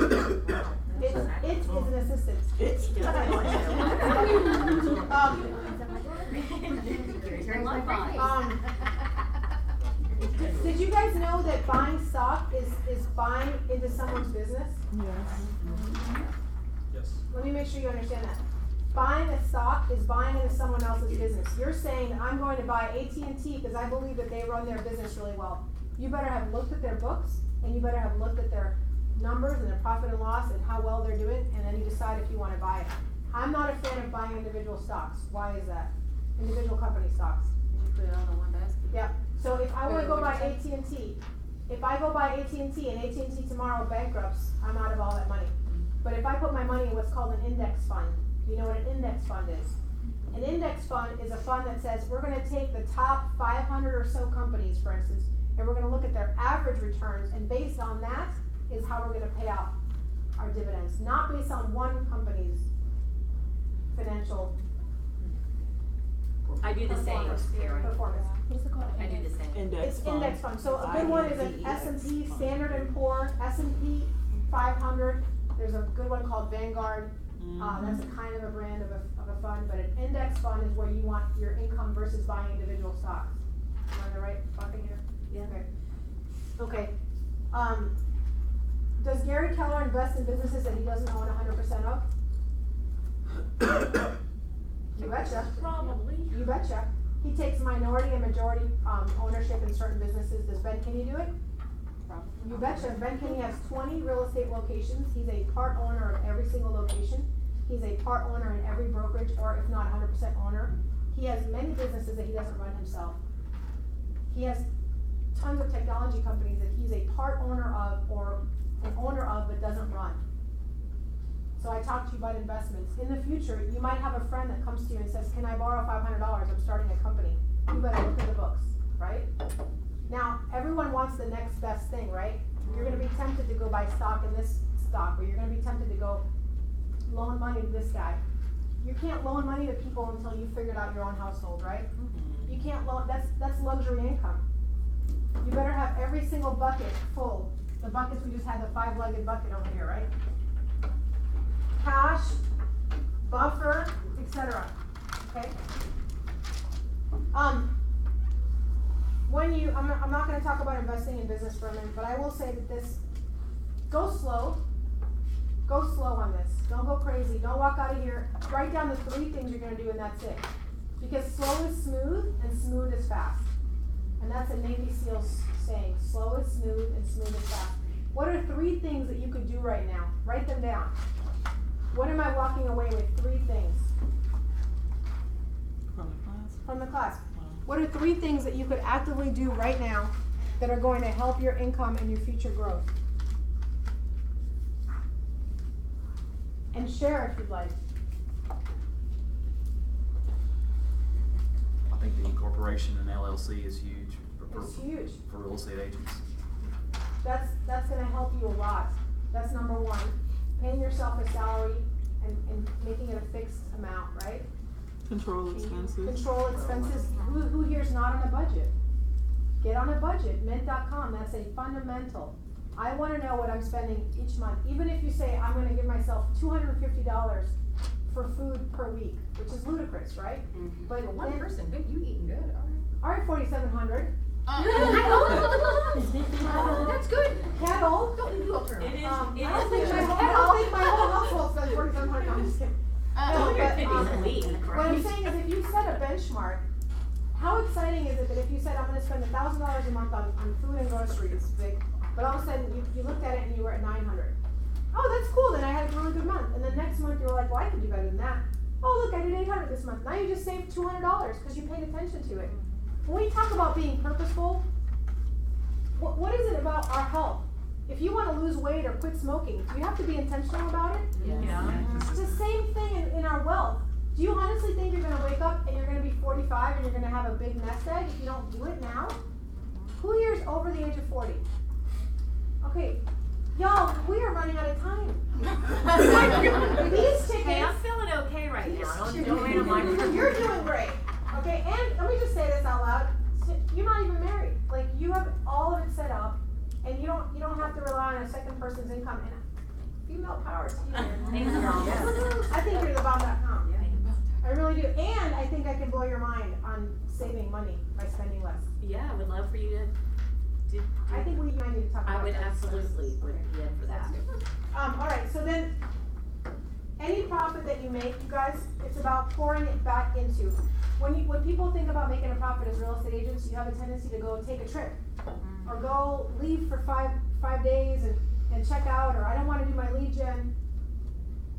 Remember the phrase, it's about being super uncomfortable now so that you can be super comfortable later. Do you think you want to be working when you're 65 and old? No. So people act like they don't want to work right now. They should be able to have a life. They act all entitled. No, you don't.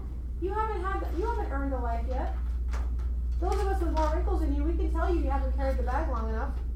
We can tell you, right, ma'am? So how do you find the balance then? Like if you don't, not saying you should go crazy treating yourself, but I mean, for me, like I left my job in July and I feel like I'm working like every day. Like I don't have a day off and I'm like, okay, I need balance. So Okay, let's talk about that.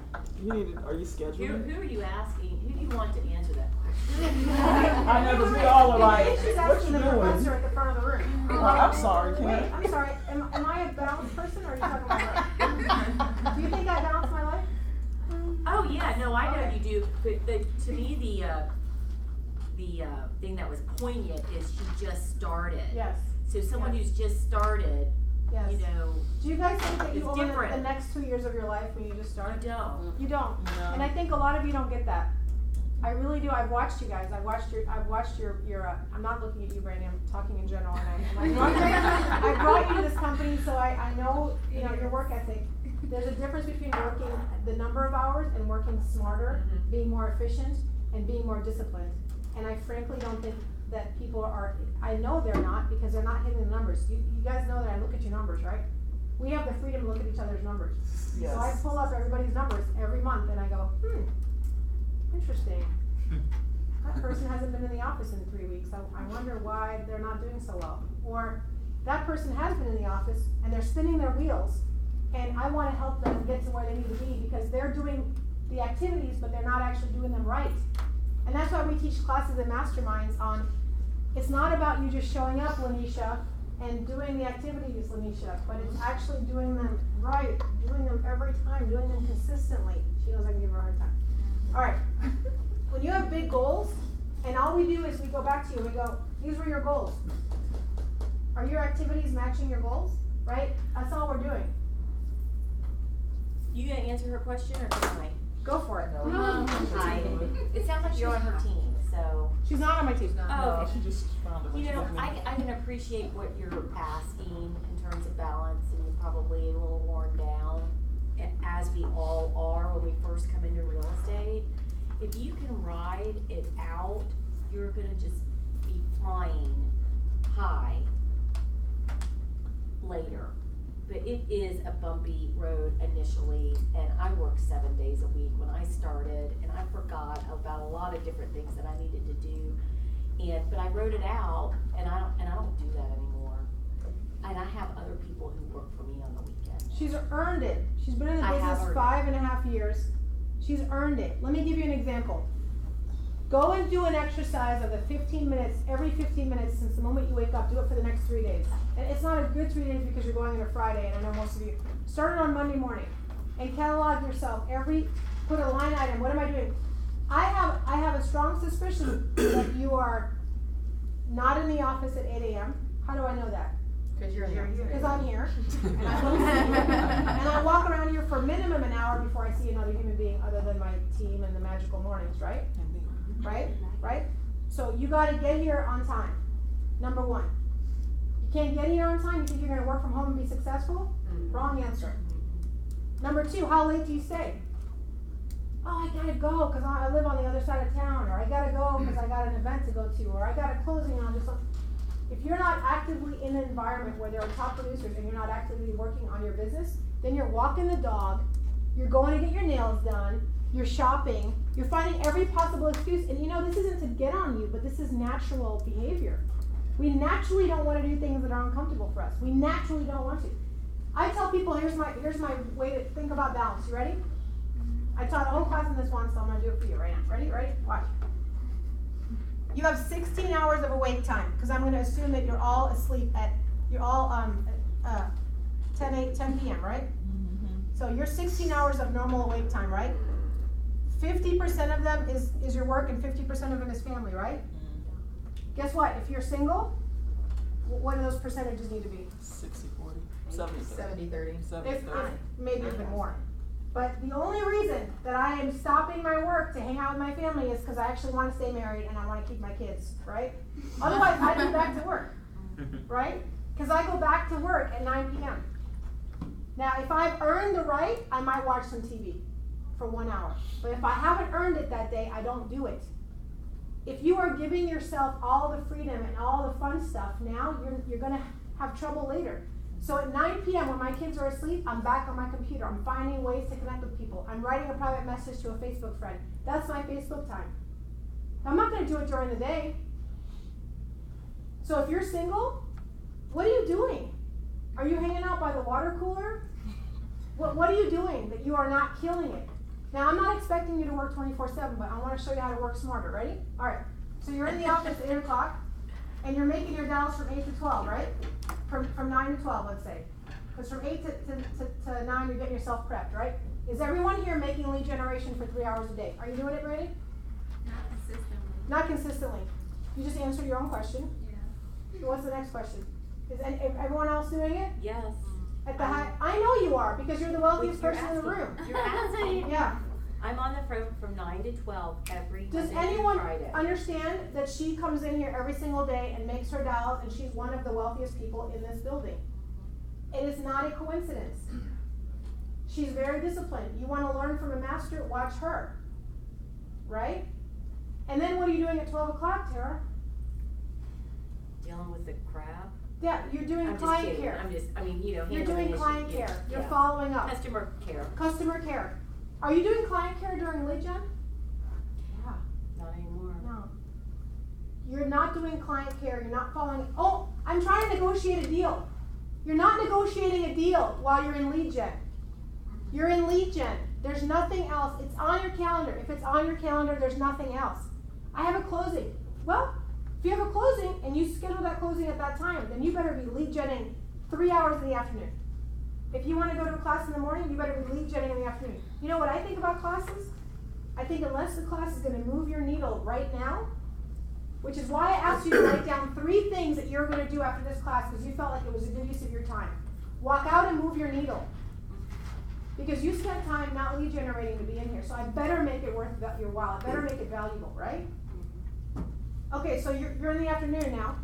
Did you make all your dials from 9 to 12? Did you feel like you made enough dials? If you didn't make enough dials, what do you have to do? Dial some more. Did you get an appointment for the day? Because our goal is always to get one appointment for the day. Did you get an appointment? Did everybody here get an appointment today? Raise your hand. If you don't get an appointment from someone you don't know, who can you get an appointment from?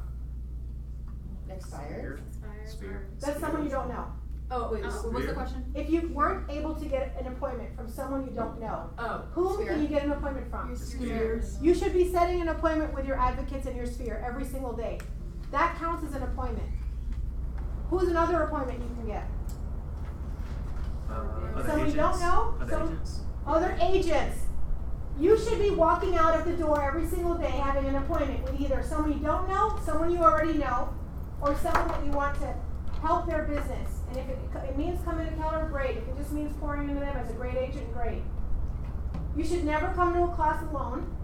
You should always invite people from other companies and other agencies and other offices to come to these classes, right? Because otherwise you're holding all the information to yourself. But if you don't have, I consider this an appointment for some of you today. I consider this an appointment. If you don't have an appointment where you are pouring into someone else, a client that you haven't met yet, you're going to meet, a sphere. Think about your 5 advocates. Write down the names of 5 people that you know today, if you weren't in the room, they would talk about real estate and they would say, Mitch is the best real estate agent in the world. Write that down. Who are your 5 friends that would do that for you? If you can't come up with 5 people, then put 2. Those are the people you take to lunch when you don't have an appointment. Those are the people you say, can you meet for coffee? You better have some appointments, guys, because you're not getting enough face time with your sphere. If you don't know anybody, walk around town Brookhaven. Go to Costco. Go meet somebody. But you're letting a day go by, another day go by, and you're wondering why we're not making the income we want to make because we're not putting ourselves out there. You wear your name tag, you're a beautiful girl, go put yourself out there. right? You guys gotta get uncomfortable. Challenge each other. I'll get 10 people this week if you can get 10 people this week. Let's go to an event together. Let's go help each other, all right? You take that side of the room, I'll take this side of the room. You're my wingman. You want to go party? Go party. Come back with a lead. You understand what I'm saying? Okay, watch this, guys. Hey baby, what's your phone number? Anybody want to buy and sell real estate? Who wears their name tag upside down just so you can get an attention getter? Right? You walk around Kroger when you're going. You walk around like this. Someone can say, "Your name tag's upside down." It is. Oh my gosh! I went to 4 appointments today, and my name tag was upside down. Wow. I'm so embarrassed. So embarrassed. Oh, what do you do? What do you do for a living? Oh, and that's how the conversation starts. Here's how you gauge how you spend your time. You ready? Remember when I said to you, the man pulled this thing out of, you said the man pulled this thing out of his wallet, and you said, if I'm going to buy it, I'm going to ask myself a question, right? Right. Do I really need it? Do I really need it? Watch this. You're trying to figure out what to do with your time. It's going to have to fall into 3 buckets for you to be able to do it. 1, is the activity that I'm about to embark in, is it lead generating? There are a lot of ways to lead generate. What's the fastest and easiest way to lead generate? Calls. Calls. So dials are the first. What's the second most? Social media? No, that is definitely not. Networking, What? Door knocking. Door knocking is the second most efficient way to, because it involves direct face time. What's the third way? Networking events. Networking events. What's the fourth way? Open houses. What's the fifth way? Farming? So farming is very indirect. It's still on the list. But you have to decide every single day if that activity that you're doing, is it growing your business, right? Is it lead generating? I don't think I'm going to put farming on this list because it's not direct contact, okay? Asking for business, getting referrals, Flying talking events. to people. What? Going to Flying events, events. right? Those are all lead generating. You guys get it? So if I'm deciding if I'm going to go to an event, I have to decide if it's lead generating, right? Number 1. Number 2, you ready? Is it income producing? What is an income producing activity that is okay for me to go to?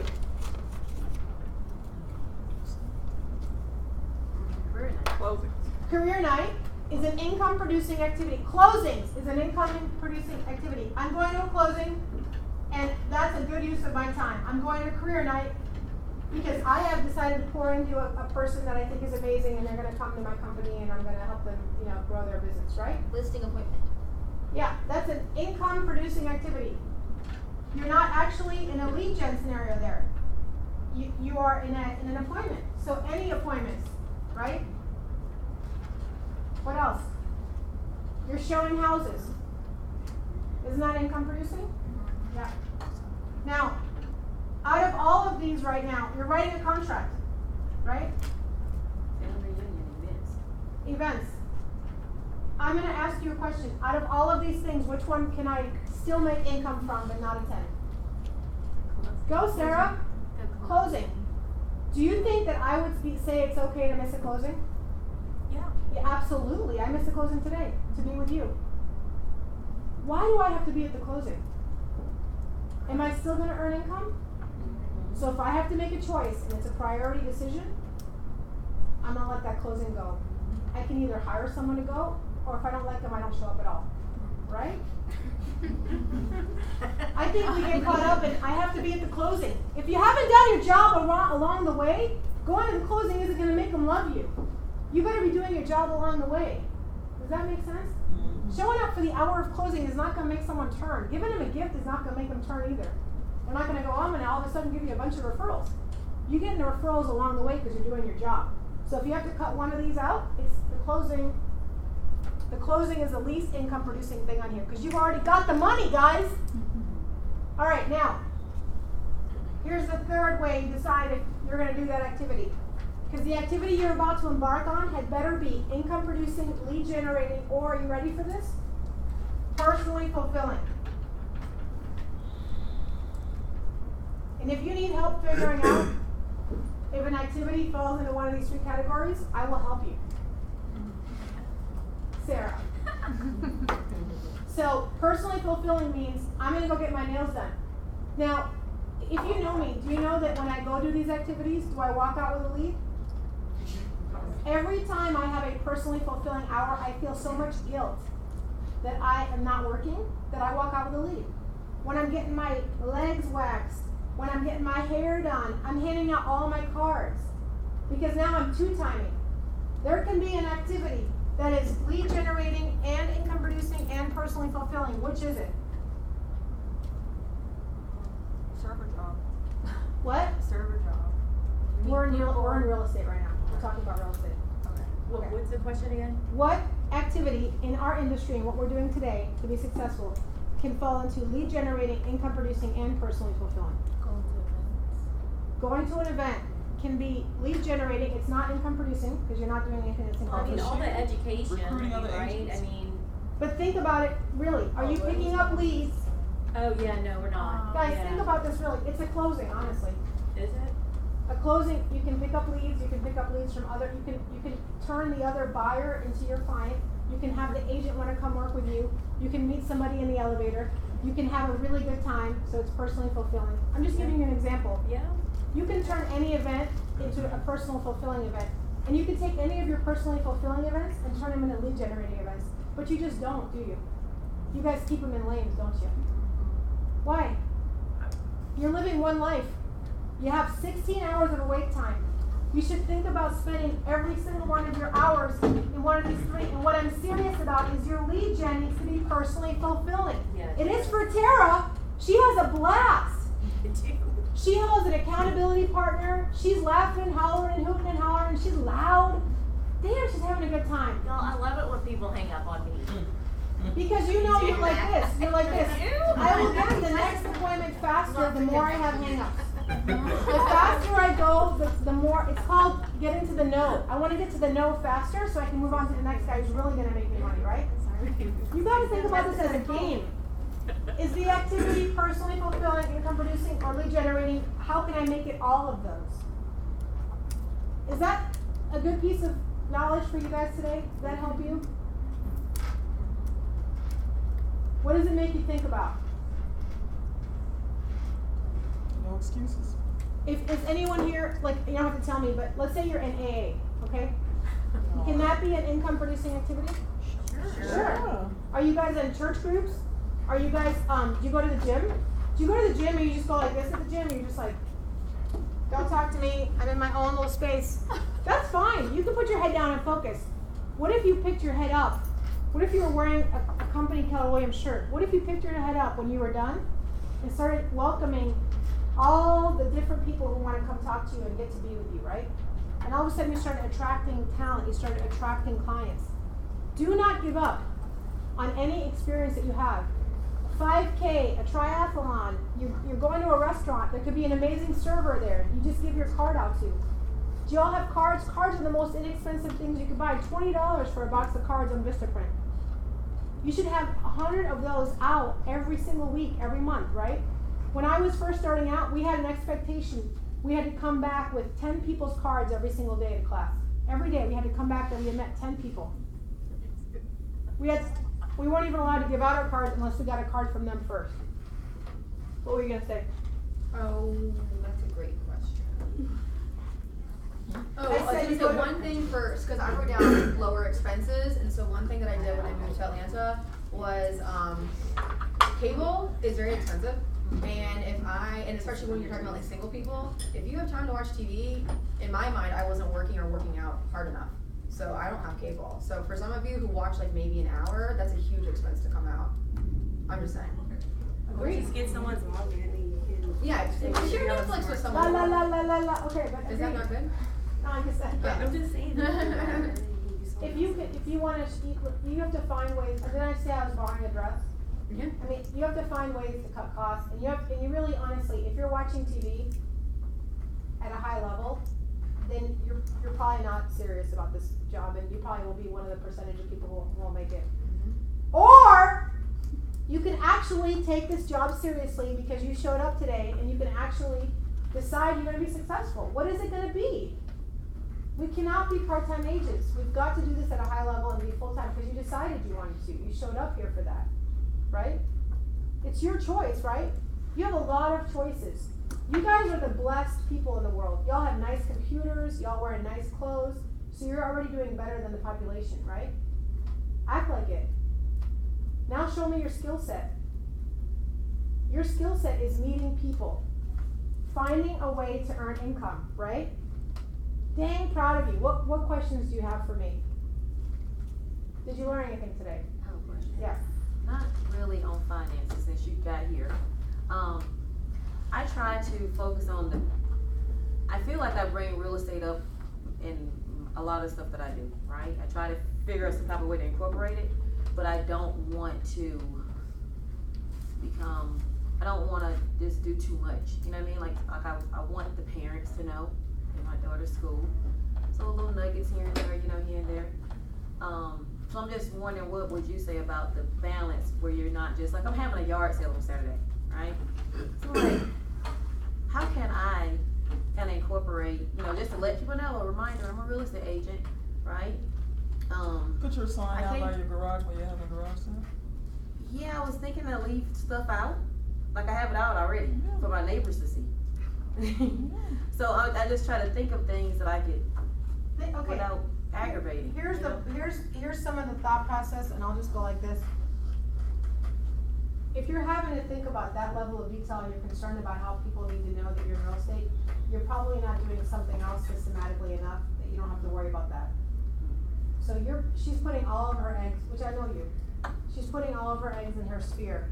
How can I make this part of my sphere know me more, right? So this is the school group, right? Yeah, this is a new one, because my daughter just started. New school people. Yeah. Then these are people that I know already in the old school. And these are people that I know from church. And these are people that I know from my neighborhood. You have to be popped in all of these segments to not have to worry so much about how you're gonna get to know them, because some of this has to be organic, guys. If you go in there and you're going for the kill, it's because you don't have enough going on in all the other pieces of your pie. You're not being systematic in the other pieces of your pie. If you were making your dolls with Tara, in fact, Tara will take you under her wing, right?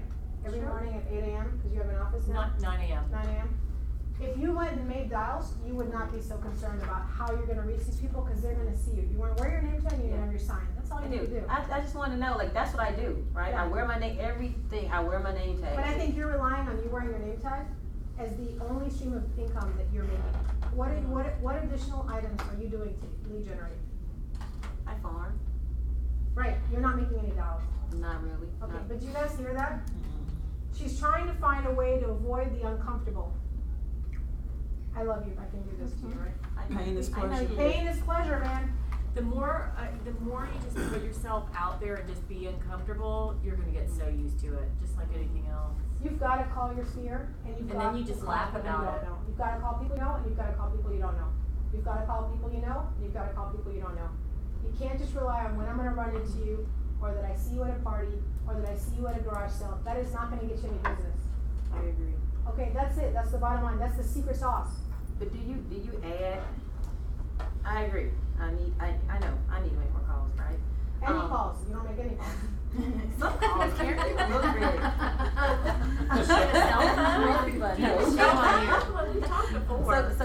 But when you add so we're keeping the school thing, right? Yeah. Do you add those to your database? No. If you have their emails, as I said, No, I don't I'm call. I don't know them. Here's the difference between my database. Would that person know your name and know you're in real estate before you make the phone call? That's considered sphere. That's not a sphere. That's a stolen list of people from school. You cannot call those people. If you met them and they said, "Here's my number, call me," then you can call them. You can put them in your database. But if they're like, "Oh, hi, Zoe's mom. I never talked to you before. How'd you get my number?" Then that feels like an assault. Does that make sense? Yeah. Okay. If you don't know them, and really here's the primary, because I know everybody. If they don't know me, I'm not allowed to call them. If they don't know me and they didn't give me their number, I'm not going to call them because I found their number. This is the school people, right? Yeah. I'm free to call expireds. I'm free to call farms. I'm in fact free to call public numbers, right? Right. But I'm not going to call you because you're at my kid's school because I got the, nor am I calling my church. I'm not doing it. Now, if I walk up to you at church and I have my name tag, or I don't have my name tag and I'm on the bulletin, I'm on the back of the bulletin, like I don't even have a conversation with them. They know I'm in real estate. They'll figure it out. Now, I'm leaving money on the table by not doing that, so I would bring it up. I would At always. church? maybe not at church. But, Well, no, I mean, you said at church, I mean. not in the actual church, but outside the church, I will do it. Not in a service, but when service is over, Yeah. I'm gonna be like, conversation. I saw your house went on the market, congrats. You know, I'm in real estate, right? I hate you. Like that's a real conversation. Or I might say, I want to make sure you knew that I put a house up in your neighborhood. I know you guys live right around the corner. If you know anybody. What do? You have a Brookhaven church in your backyard? I go to Our Lady of the Assumption where my kids go to school. Please. What else? What other questions do you have? Ma'am? I would just say, so your top 3 things first for newer agents, so I think there's some in the room for this particular class. Takeaways would be probably obviously reduce expenses, possibly try to set up the LLC as soon as you can, and then build on the reserves, right? Would you say those are your top 3 Those things? are my top 3 things. For just starting out to get to where the next level is. Because obviously if you're starting at 0, then you have to have stuff. So that's, she's talking about what she can do to actively, I want to keep something in straight with you, Katie. There are things you can do to reduce expenses. Yeah. Okay? That's one thing. There are things you can do to increase your income. That's profit share and selling houses. Profit share, selling houses, and sending referrals are 3 ways to make money, right? Mm-hmm. Profit share, buying and selling real estate, and sending referrals, right? Mm-hmm. Staying in touch with your database, right? The third component is what do I do after I've got income, less expenses, I have now profit. What am I doing with my profit? So we're saying to you, she's going to focus on lowering her expenses. She already knows she needs to work hard in her income, and she's a beast. She and Vic were meeting today about profit share. What she needs to do is find a way to make profit, and then take that profit, and her first vehicle should be reserves. Because that will make her stronger in her job. She will now have more confidence that she knows she has a buffer. She doesn't have to have that anxiety about every client. Every deal that closes, I won't make my mortgage payment or my rent payment if I don't have a deal that closes. That's the anxiety that comes into our job. Oh no, I agree with everything she said. I just said I added profit share to hers. Profit share, she's already doing profit share, and it's an income thing. If you guys, that should be a given. Is it a given that you guys are all working on profit share? Yeah. It was not for the first 7 months I was here, so that's why it's important to me to add it. Oh, but it was explained to you by multiple people. For sure, but I wasn't didn't make important. I did not make it a priority. I didn't. I'm just transparency. That's awesome that you would admit that. It wasn't even brought to my attention until the 7th year I was here. So I mean, I have a lot of blame and upset, or maybe it was and I wasn't listening to it. At the end of the day, it's my responsibility. Mm-hmm. I'm responsible for my own income. I'm responsible for my own income.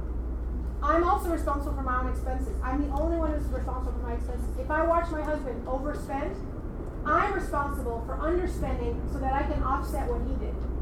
And I watch what he spends so that we don't come out on a problem month, right? I watch his mint.com. I see what he spends money on, stupid socks and different things. My husband feels like he needs to buy a new pair of socks, and I'm wearing the same dress I wore for 10 years. Right? It doesn't, I wear the same stuff all the time because I don't care. I don't buy new makeup, I don't buy new hair stuff. However, I will go buy this or that you may not buy, right? But I've also invested in every single one of these buckets over the last 10, 20 years, right? Now my question is, how much do I put in my 529? How much do I put in my SEP RA? How much do I create a 401k for my own company, which I don't have? Right? You gotta think about these things. Your next step after reserves for you is a 529. Yeah. So, but everyone's different. I'm happy to sit with any of you guys individually. Everyone's different. Everyone's got a different plan, right? I gain nothing from this. I give you my time for free, based on my experience, based on Ben's experience, based on what he's learned from Gary Keller. Because I want you to be successful, right? You took pages and pages of notes today, right? Go to winmakegive.com and get all your downloads if you want. Win, Make, Give.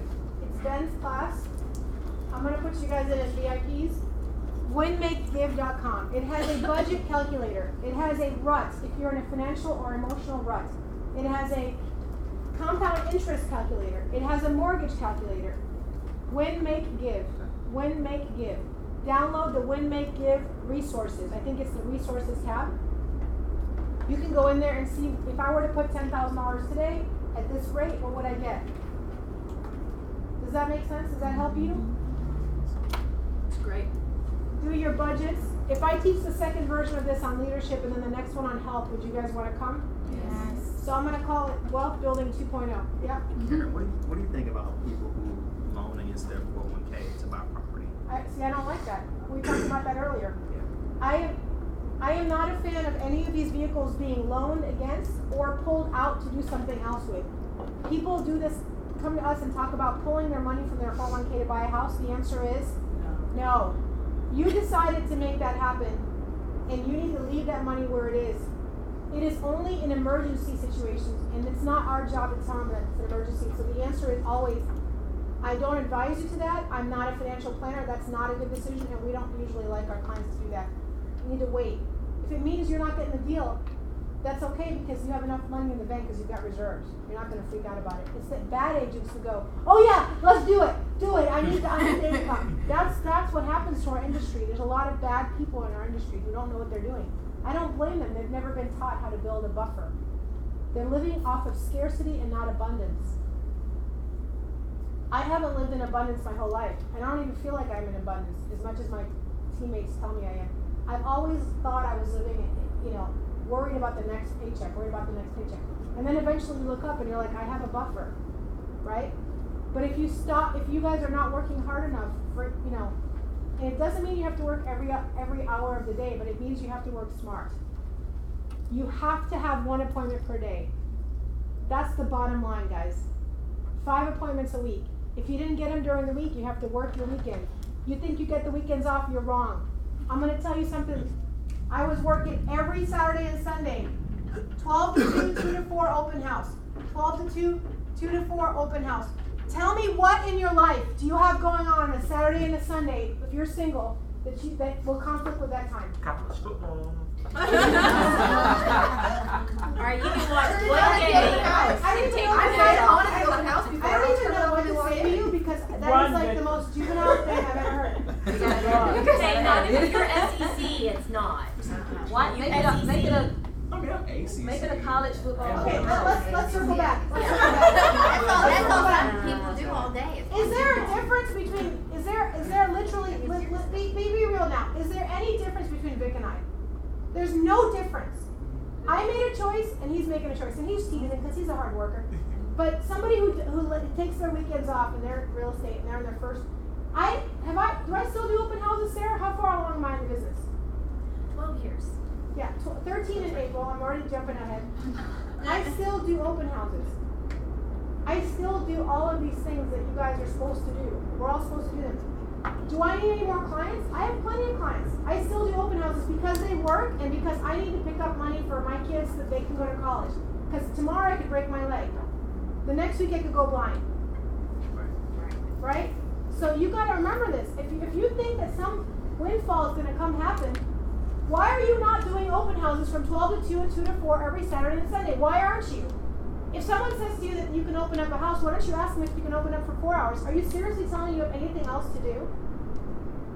I promise you have nothing else better to do. Right? Or you can get into commercial real estate and wait 6, 7, 8 months for a paycheck. Where's the love? I tell you.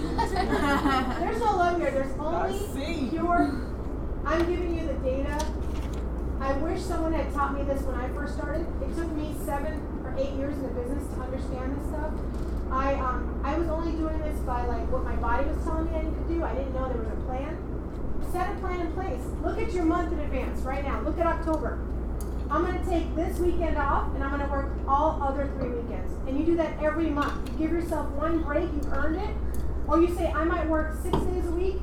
But if you're not working 7 days a week, if you're taking vacations, if you're in pleasure mode, you're gonna have a very horrible Christmas, and winter is coming. Winter is here.